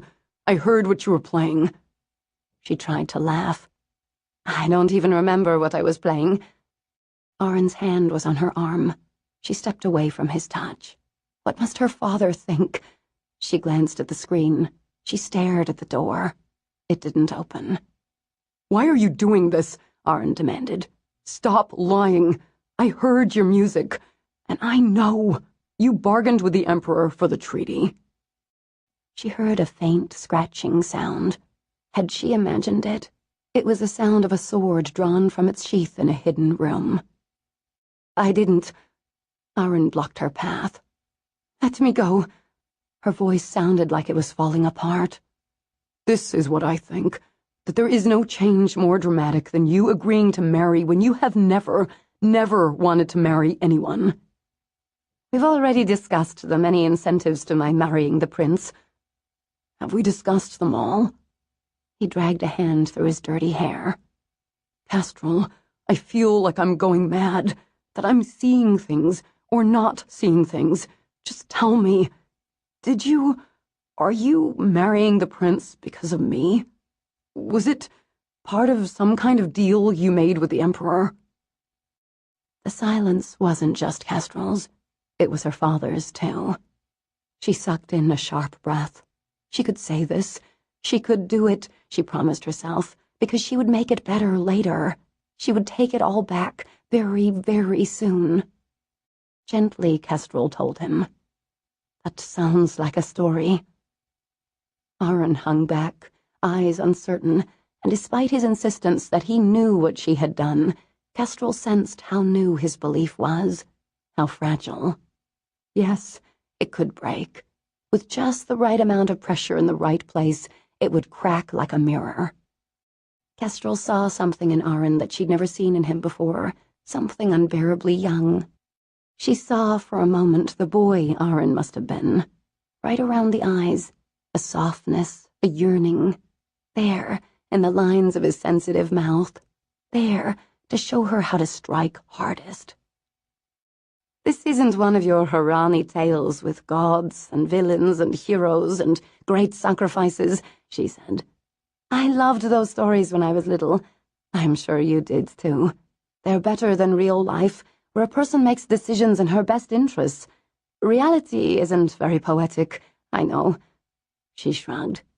"Neither is the sort of arrogance that encourages someone to think that so much revolves around him." Arryn looked away. He stared at the piano, its strung insides exposed under the propped-open lid. She walked around him in a slow circle, sizing him up. "I wonder what you believe could compel me to go to such epic lengths for your sake. Is it your charm? Your breathing?" His eyes cut to her. She paused, letting her gaze trace his scar. He tensed. She made her mouth curl. "Not your looks, surely." His jaw tightened. Thorns pricked her throat. She ached with self-disgust, yet she forced her smile to grow. "I don't mean to be cruel, but these ideas of yours are so unbelievable, and frankly a little desperate, like a fantasy. Hasn't it occurred to you that you're just seeing what you want to see?" "No." But she'd seen him waver. "You must realize that you've been telling yourself a story. Arryn, we're too old for stories." His voice came low. "Are we?" "I am. Stop being a child. It's time you grew up." "Yes." The word was slow. His tone was unexpectedly filled with something Kestrel recognized as wonder at the same moment that the recognition cramped her stomach. She knew that sound. It was the voice of someone for whom a cloud of confusion has been lifted. It was clarity and the strength that returns with it. "You're right," Arryn said. When he faced her again, she saw no shadow of that boy. It was as if she'd dreamed him. "I misunderstood," he said. "It won't happen again." Formally, even clinically, Arryn touched 3 fingers to the back of Kestrel's hand. Then he left and closed the door behind him. 44. The door's thud echoed loud. A toxic fear ate at Kestrel, even as doubt grew and hinted that her strategy was the wrong one, or that no strategy could mend what she'd just done. Kestrel clung to the most important rule her father had taught her. Deal with danger before it deals with you. "Father?" Kestrel called. Her voice rose higher. "Father?" There was no answer. Had he been too shocked by what he had heard? Suspicious? Was he refusing already to speak with her? She rushed to the door and fumbled it open. The hallway was empty. Arryn had vanished. An overturned bucket had spilled its foaming water. It was soaking Kestrel's shoes. She stood in the puddle for a moment, her feet wet and cold. Then she felt wildly along the corridor's carvings until she found the wooden button in the center of a blown flower. The panel slid aside, and light from the hallway illuminated the hidden room. It was empty. What did this mean? Kestrel wondered whether her father could have left sometime after his watch had struck the hour, but before Arryn had arrived. Had everything she'd said to Arryn been for nothing? She pressed fingertips to her temples. Her mind teemed with possibilities, her pulse soared, and she wasn't thinking so much as scrambling from one thought to the next. Kestrel returned to the music room and picked up the fallen pen. She wrote Arryn a letter. She wrote it on the sheet music, running words right over the notes. The ink flowed and smeared as Kestrel told Arryn the truth, from the treaty to her engagement, from the moth to her love, from the eastern horses to the poison that was killing his people. She wrote feelingly, fiercely, the nib of the pen sometimes puncturing the page. The words came easily. In a bare minute, the letter was done. It burned in her skirt pocket like a hot coal. Kestrel went to her father's suite. He wasn't there, his valet didn't know where he was, and then finally to her own, where 2 maids were so perfectly normal that their ordinariness was dizzying to Kestrel. She made an excuse and ducked into her dressing room. Alone, she tucked a masker moth into her sleeve. The buttoned fastening at the wrist kept the moth safely inside, and she wished fervently that she had done this earlier. If only she'd had a moth in the music room, she could have slipped it to Arryn. A sign. She would have been subtle. A sleight of hand was all it would have taken, an absent-minded rub of her wrists, and then the reveal. Kestrel had a 3-tiered plan of what to do when she found Arryn. If she found him alone and trusted their privacy, she would speak. Yet, would he listen? She remembered that clarity in his voice as he had finally and fully given up on her, the coolness of his touch, a lightness. That light, cool quality had been relief. She knew that. If she tried to speak with him again, he might very well just walk away. "Please, read this letter," she'd say, and place it in his hands. If all else failed, or they weren't alone, the moth. There was a tap at the dressing-room door. Kestrel opened it to see one of the maids, a very young girl. Quiet, softly plain. "My lady," the maid said, "forgive me, but you seem upset." "I'm fine," but Kestrel's voice was strained. "Should I send for the prince?" So this was the maid in Verex's employ. Kestrel realized that regardless of why the arrangement had begun, at some point Verex had asked the maid to watch over her and to tell him if Kestrel needed help. How like Verex. How like her friend. It gave her courage. "No," she told the maid. "Truly, I'm fine. Everything will be fine." At first, Kestrel felt better. She left the Imperial wing behind her, clinging to her plan as if it were a guiding hand. But as she took a tightly wound marble staircase down, careful not to rush, careful to smile at a passing courtier, and to ignore imperial guards stationed at the landings of each floor, that guiding hand grew cold. When she reached the wing that held suites for the lesser sort of guests, that hand felt like a fistful of bones. If she let go, they would scatter and roll. Kestrel stole a glance behind her. No one seemed to be following her. She turned down one last hall. The day's last light seeped in from a lone window. It cast the hallway into lurid orange. Kestrel stood before the door. Could it really have been this easy? But then the hidden room behind the screen had been empty, and the general was her father. He had taught her how to ride. He loved her. She knew it. Wasn't it a betrayal of him to fear that he had reported the conversation in the music room, if, indeed, he'd even witnessed it? "You have been betraying him all along," whispered a voice inside her. "You are betraying him now." Yet she knocked at Tenson's door. With a jittery gratitude, she heard someone stirring inside. Footsteps neared. The handle clicked. The door widened, and so did Tenson's eyes when he saw who stood before him. She didn't wait for him to speak. She slipped inside. 45. "You shouldn't be here," Tenson said. Kestrel ignored him.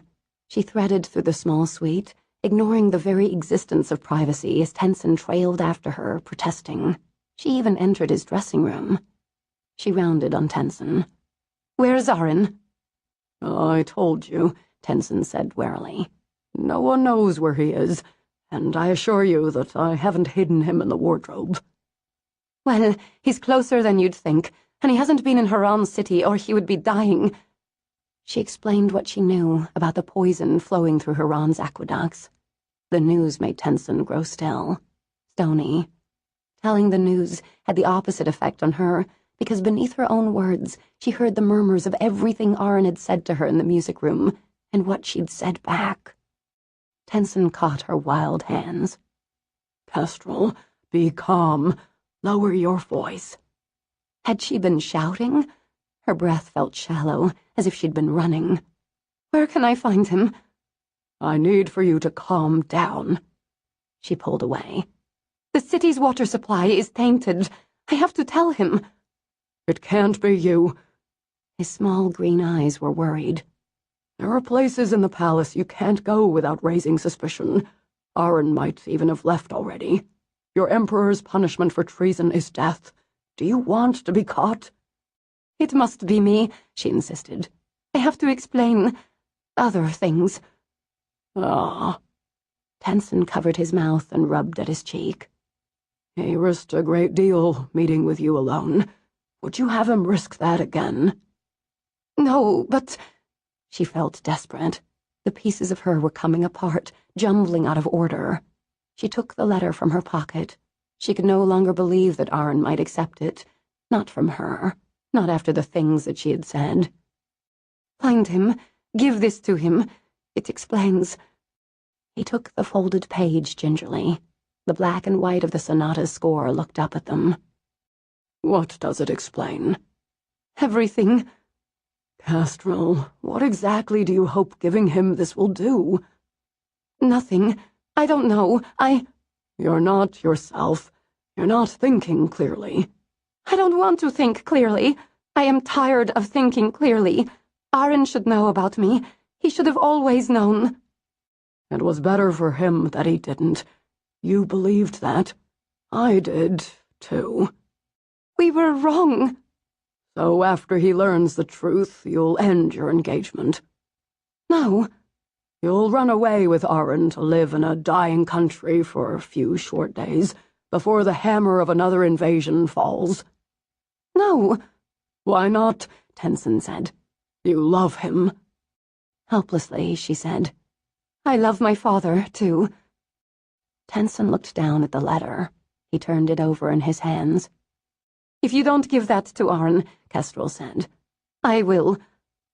Tenson grimaced. Then he opened his jacket and placed the letter in an internal breast pocket. He refastened the jacket, and patted his chest once, just above the heart. Kestrel heard the faint crackle of paper. "You'll do it," she said. "I promise." Kestrel's father was waiting in her suite. He must have sent the maids away. He was alone, sitting in a chair in the outermost receiving room. During daylight hours, the chair had a view of the Barbican, through which the general had entered months ago on his bloodied horse. He kept his gaze to the window, well after Kestrel had entered. Night had fallen, and the window was black. There was nothing for him to see. She stopped wondering whether he had been in the hidden room for all of her conversation with Arryn. She knew. She saw it in his face. Her father had heard more than enough. A crisis of words rose within her. She wanted to say so many things, to ask what he believed, to plead her innocence, to confess her guilt, to ask if he had reported Arryn's presence to the Imperial Guard, and if yes, what would happen, and if no, please don't, Father, don't. She wanted to say, love me anyway, even with what I've done, even with my mistakes. Would you, please? And what she wanted most was to be small again, to be allowed to call him Papa, to reach only his knee, because she remembered, in a flash like light from a curtain yanked open wide, how she used to run and topple against his legs when she was that young, and hug him, and she could swear that he would laugh. Kestrel slowly crossed the room to him. She knelt beside his chair. She rested her brow against his knee and closed her eyes. Heart in mouth, she whispered, "Do you trust me?" There was no answer. Then she felt his heavy hand on her hair. "Yes," he said. 46. Arryn hid in the coal room near the furnaces that boiled water to be forced through palace pipes. He had asked a Harani servant to find Tenson and bring him there, and thought that in the meanwhile he'd dirty himself beyond recognition. But after his first few minutes alone in the room, lit by a lamp set cautiously high on the wall on the far side of the coal pile, Arryn realized that simply pacing and breathing was enough to deposit charcoal on him. He rubbed at his scar. His fingers came away grimy. Burnt-tasting dust coated his throat. He coughed, then choked, and somehow that choking turned into a black laugh. The door unlocked and opened, and Tenson stepped inside. His face was furious. "The God of Fools wants you for his own, Arryn. What were you thinking, coming to the capital?" Arryn felt unreal, unstrung, bewilderingly light, like a workhorse stripped of his gear and let to wander. He drew breath to speak. "Don't bother explaining," Tenson said. "I know what you've been up to." Arryn frowned. "How?" "The servants told me." "Arryn, you are an idiot." "I am." There was that dusty laugh again. "I really am. You're lucky that the whole palace doesn't know you're here, and blessedly lucky that the servants are keeping quiet. So far. Everything in the palace is too quiet.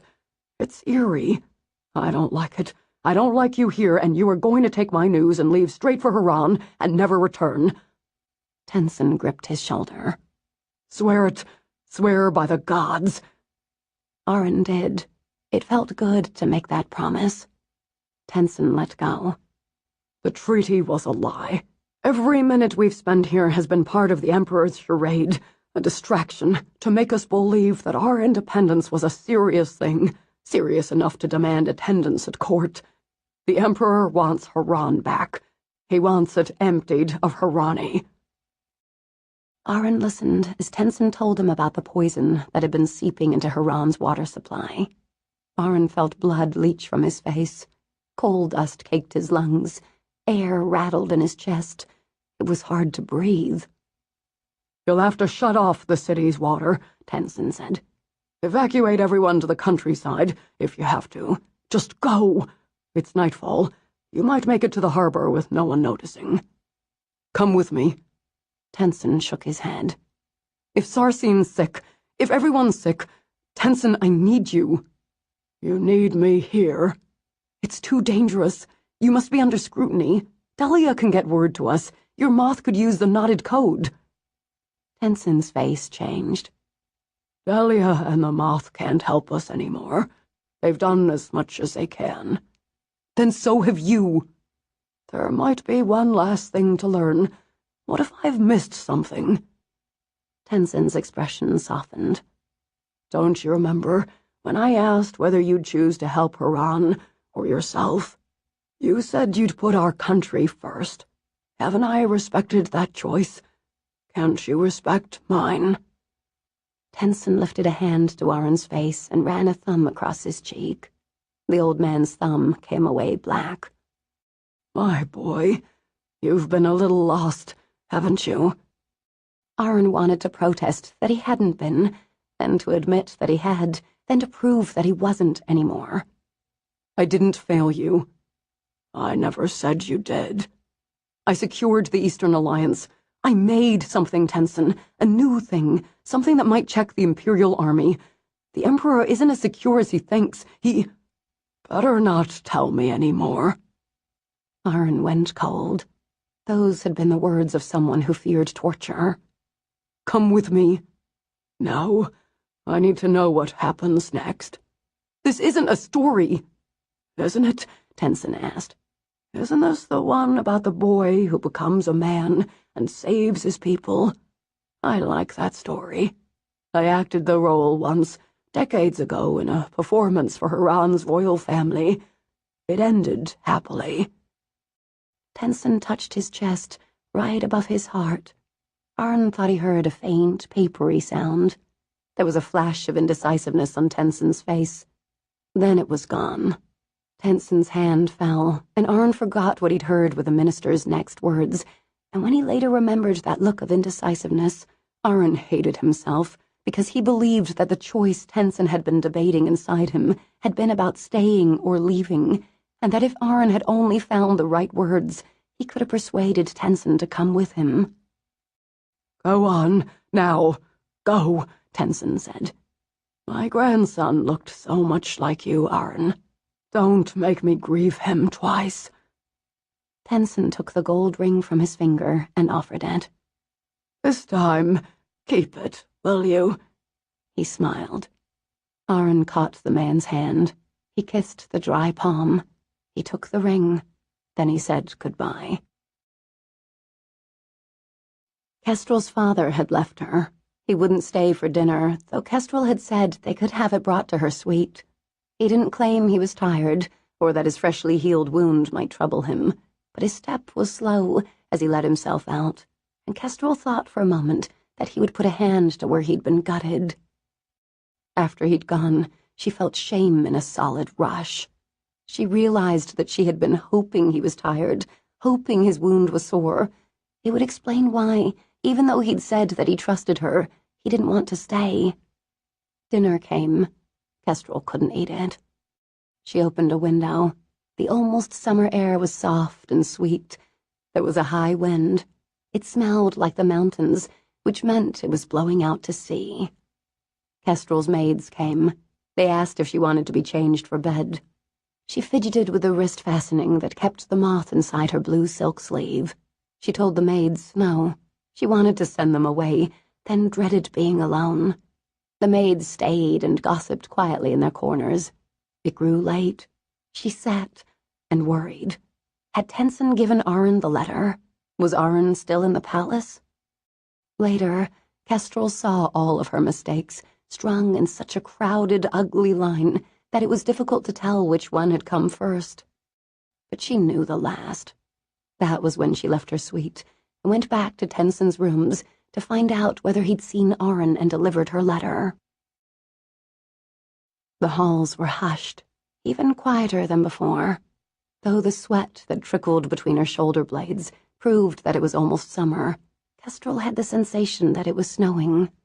Her ears rang with a white, mirroring silence. Anxiety pricked her skin in icy flakes. The stone heap of the palace held its cold breath. Tenson's door was almost flush with its jamb, but it hadn't been closed completely. Kestrel thought for a moment that he'd been waiting for her, but a part of her knew better. That self had already guessed what the slightly open door might mean. Yet Kestrel refused to believe it, and so that other, wiser self turned away from her, disowned her, and refused to help any further someone who had wrought her own doom. Kestrel lifted her hand to knock. Her knuckles stuttered against the wood. The Emperor opened the door. The captain of the guard reached around him and dragged Kestrel inside. 47. At first, Kestrel couldn't quite see. She was straining against the captain's grasp, her breath coming in terrified gulps, and he and the Emperor were tall. It seemed that she saw nothing but the rich cloth of their shoulders, their chests. Then she heard her father's voice. "Please." The captain let go. Kestrel saw her father now. He stood in the far corner of the room, on the other side of a dark spill of blood. Tenson lay on the floor. His green eyes were child's marbles. The body was already rigid. On the general's sleeve was a short line of blood from where he must have wiped his dagger before sheathing it. Kestrel met her father's eyes. They were as cold as the dead man's.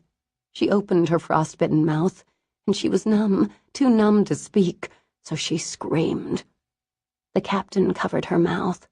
Her father looked away. She froze. "We're trying to keep this as quiet as possible," the Emperor told her. "No one but us will know what you've done.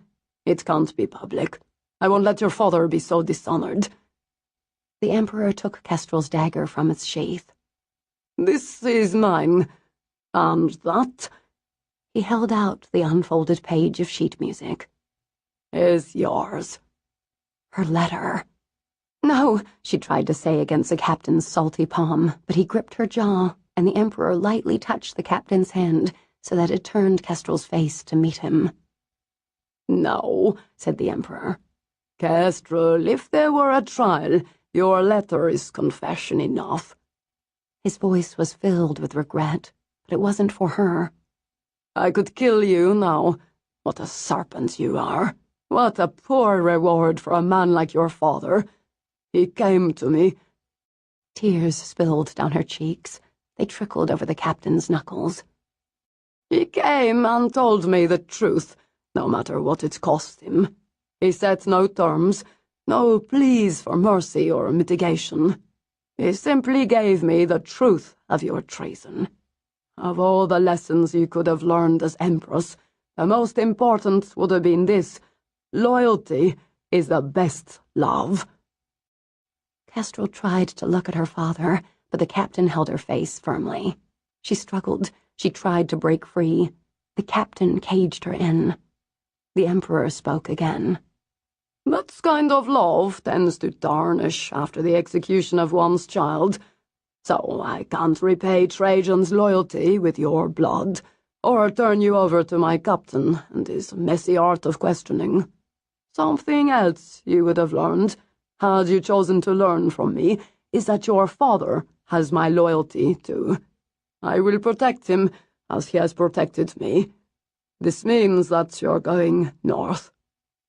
To the tundra, the work camp. She dragged in air.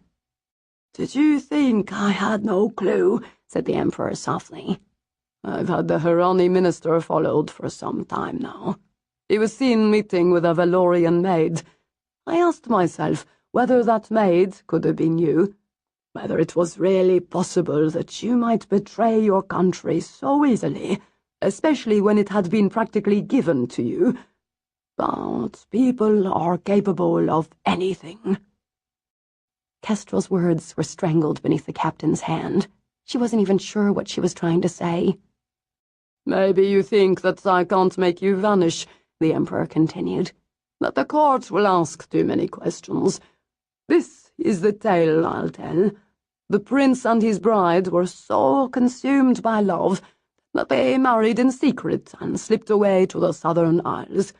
After some time, a month, 2, news will come that you've sickened. A rare disease that even my physician can't cure. As far as the Empire is concerned, you'll be dead. You'll be mourned." You might forget in the tundra's mines. I hear that people do, down in the dark. I hope that your father does. I hope that he forgets you and your shame." Kestrel bit the captain's hand. He didn't even flinch, but the blood in her mouth made her lose herself. She twisted.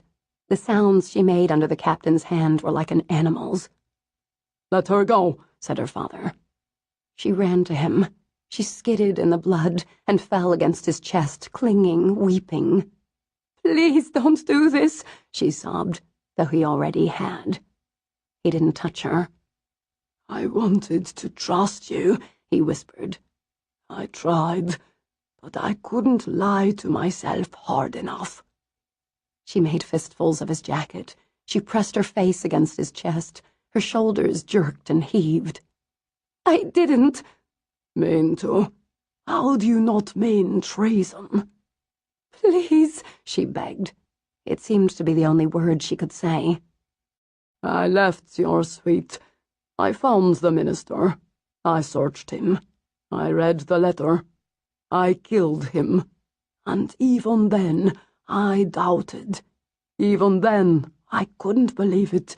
I couldn't believe that this would be you." "Papa, please," she choked on her tears. "I love you." Slowly, carefully, he unhooked her hands from his jacket. The captain, sensing his moment, moved toward them. The general's voice came low, so that his words were only for him and his daughter. "Kestrel," he said, "you have broken my heart." 48. Dawn burned on the water. Aron had been lucky. He'd slipped from the palace immediately after parting from Tenson. The elegant fortress had seemed absent-minded, its energies turned inward, focused on something else. Aron shrugged that thought away. Now, standing on the ship's deck, his face to the raw dawn, it seemed silly. No one had noticed him. No one had cared. He'd made it to the harbor. The wind had been high and fair and seaward. His ship had cast off. It was as he sailed from the bay that something finally changed. He'd seen, in the moonlight, Valorian double-masters, the kind heavy with cannon, gun decks on 2 levels. They rode in his wake. It wasn't that Aron had gone unnoticed, just that he had been noticed too late. There had been a delay, some slowness to realize. Aron had the image of Valorians scrambling to catch up and catch him. But his ship plowed the waves. His captain had been a master sailor in the height of Haran's naval prowess. The wind favored them. It skipped them over the sea. It threw a scarf of dark cloud over the moon. By daybreak, the Valorian ships were gone. It was a brief respite. The Valorians knew where he'd go. The Empire was coming, and so was war, but Aron focused on listening to the wind gust the sails. He watched the sun lift dripping over the horizon. He let the sea air cram his lungs, and he felt free. Aron unwrapped a small cloth bundle. Kestrel's dagger gleamed. Now that it didn't hurt him to look at it, he could see its beauty better. The sun set its ruby on fire and showed its pink heart. The chased gold became a liquid swirl. Aron weighed the weapon in his hand. Really, it weighed barely anything at all. Yes, it was beautiful, but beauty seemed a feeble reason to keep something he didn't want. Aron dropped the dagger in the sea. He sailed home. The wagon stopped. The horses needed to be watered. The sun was up now. It came in through the wagon's small, barred window. It showed Kestrel her shackled wrists, limp in the lap of the same pretty blue gown she had been wearing last night. Though the wagon had stopped, Kestrel still felt jolted, sore. Her eyes were swollen. The sunlight hurt. But something brought her to her feet, a voice in another language, as familiar to her as her own. Someone outside had spoken in Harani. Kestrel went to the window. She couldn't see the guards. She couldn't see anything at first. The light was too bright. But then she saw the peaks of empty mountains. She heard the Harani voice again, a man talking to the horses. She heard the swing of an empty metal bucket, footsteps in grainy dirt. "Please," she called softly in his language. The footsteps stopped. Her shackles rattled as she fumbled to get a finger and thumb up her left sleeve. She pinched the moth she had hidden there and pulled it free. She put her hand through the bars. "Take this." Slowly, the footsteps neared. She still couldn't see him, but imagined him standing just below her hand. Kestrel stretched. Her wrist strained, and her hand began to go numb. She offered the moth, held in her fingertips. Had he taken it? Had it fallen? It was gone. "Give it to your governor," Kestrel whispered. "Tell Arryn—" There was a cry, a heavy thump. Valorian curses, boots scuffing dirt. "What did she give you?" said one of the Valorian guards. "Nothing," said the Harani. The door to the wagon flung open. Kestrel shrank into a corner. The guard was a large shadow against the achingly white light. He advanced. "What did you give him?" Outside, the rough sounds continued. Protests, an unceremonious search. But what, after all, would the guard outside see? A battered moth? Nothing precious, nothing important. Just an ordinary thing, blending into everything else. The guard grabbed her shoulders. Her shackled hands went up. She hid behind them. All over, people were waking up to an ordinary day, as ordinary as a moth. Kestrel grieved for an ordinary day. She squeezed her eyes shut at the thought of how it would be, her perfect ordinary morning. A horse ride with Arryn, a race. "I'm going to miss you when I wake up," she'd told him as she dreamed on the palace lawn. "Don't wake up."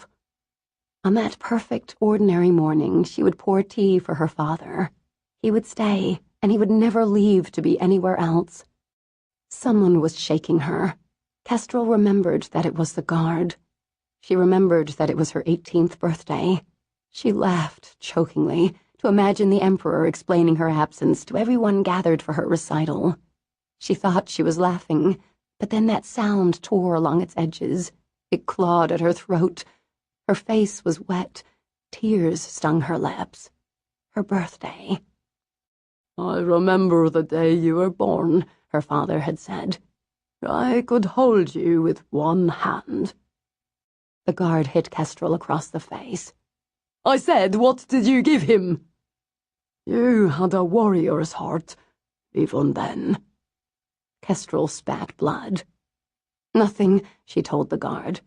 She thought of her father. She thought of Arryn. She told her final lie. "I gave him nothing." This is Justine Eyre. We hope you have enjoyed this unabridged production of The Winner's Crime, The Winner's Trilogy, Book 2, by Marie Rutkoski. This program was directed by Christina Rooney. Executive producer, Orly Moskowitz. Text copyright 2015 by Marie Rutkoski. Production copyright 2015, Random House, LLC. All rights reserved. Audible hopes you have enjoyed this program.